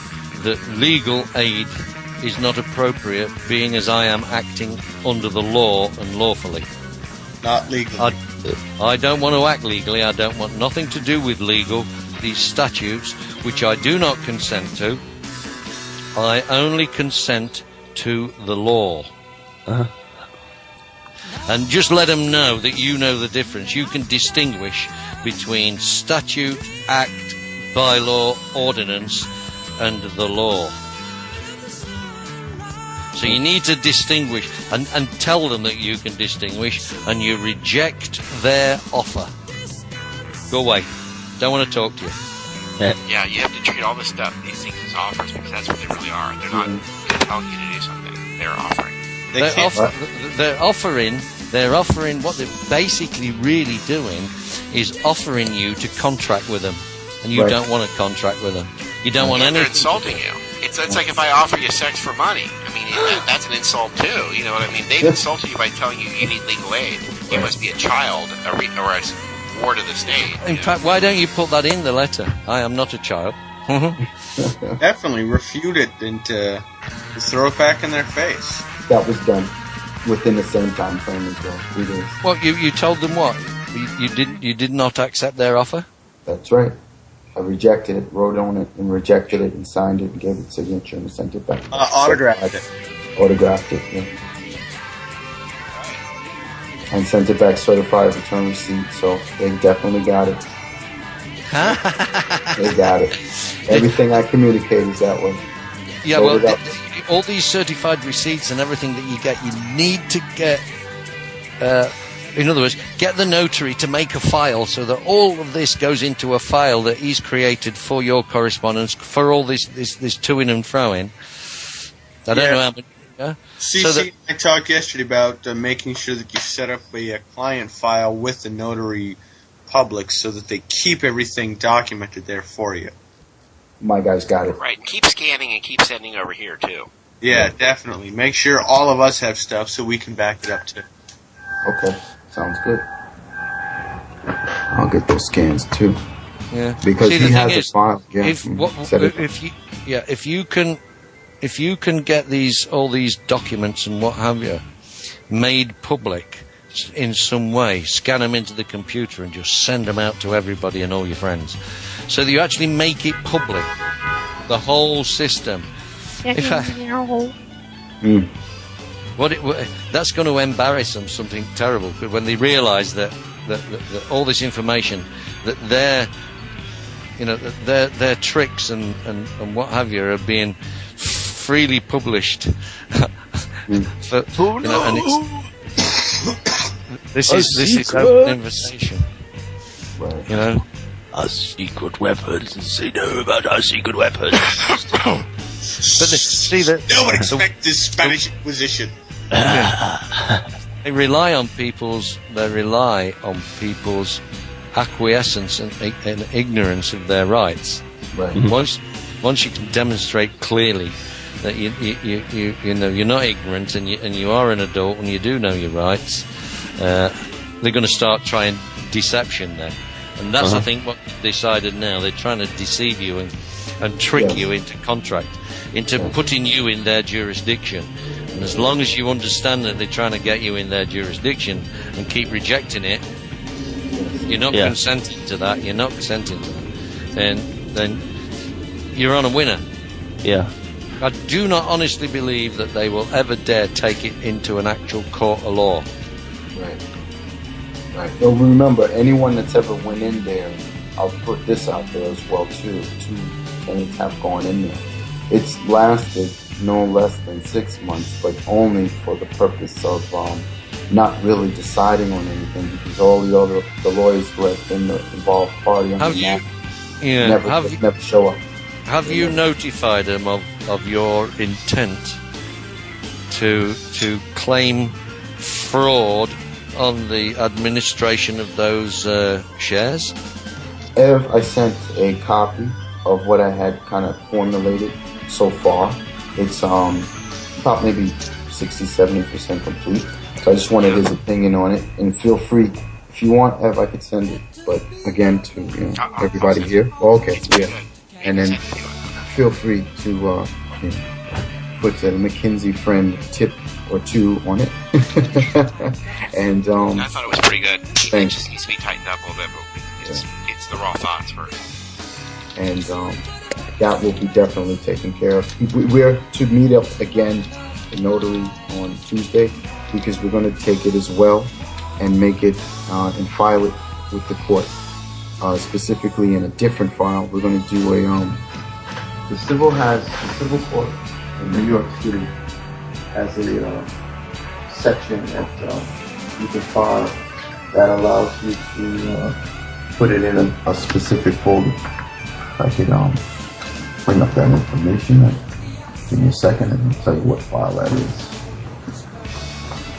But it's an interesting journey, discovering things piece by piece of where things fit and where they go. Well, and that's kind of part of the important process to it, is that you have to discover it and look into it and actually know it.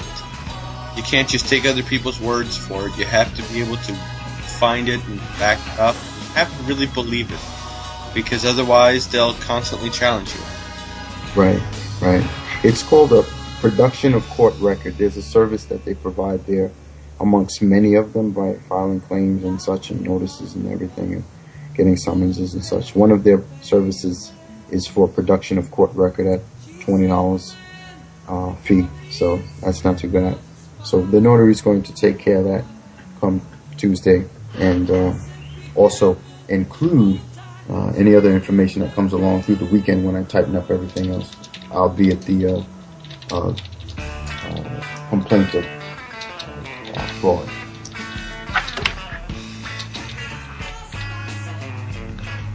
I've got some amazing information, Benjamin Fulford. I mean, we're almost at the end of the show. I might as well just read it out for a laugh. Go ahead. Okay. Black Dragon Society, BDS.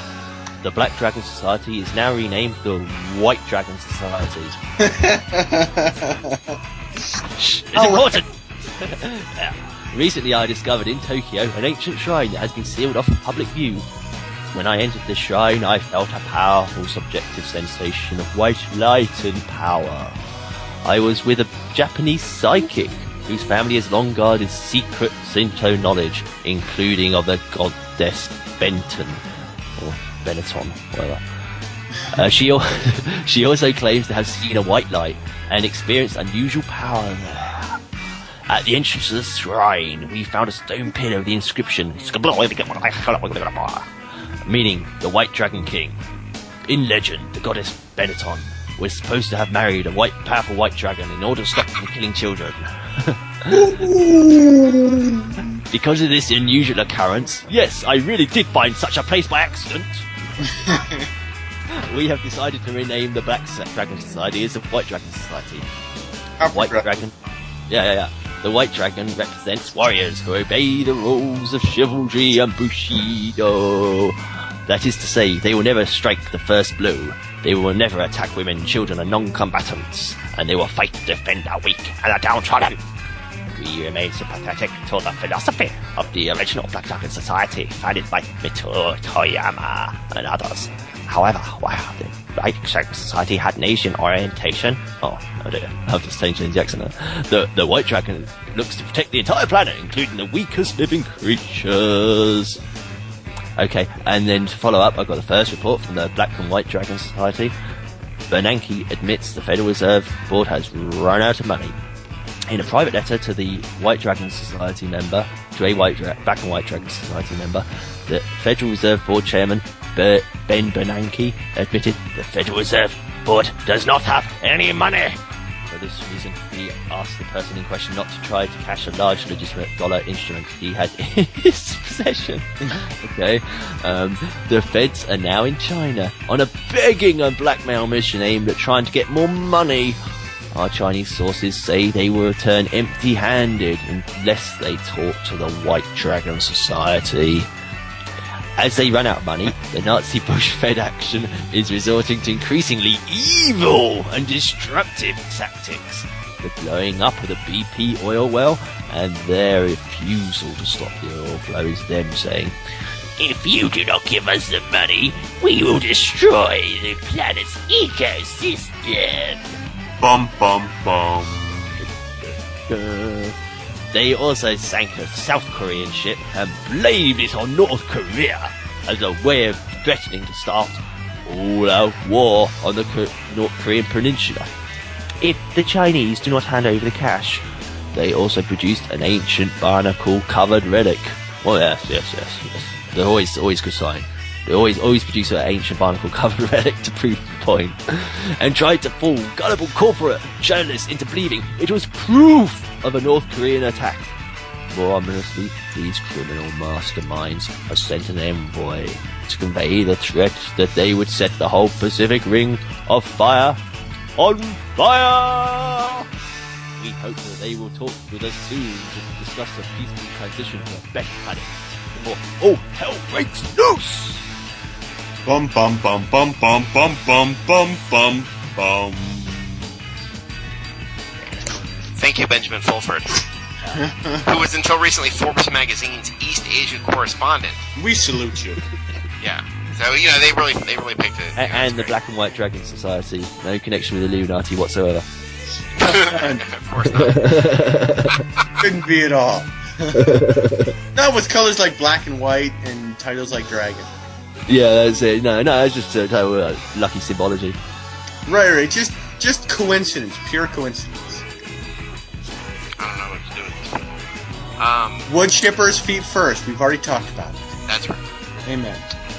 All right, so you've been listening to American Freeman on the Freeman Network, and our website is www.worldfreemansociety.org, and the podcast is at tinyurl/WFS podcast, World Freeman Society WFS podcast.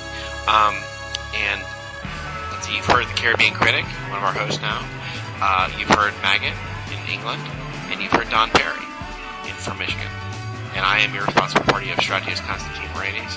For which we're always grateful. Thanks a lot. And unless anybody has anything else to say, I'll take us off air.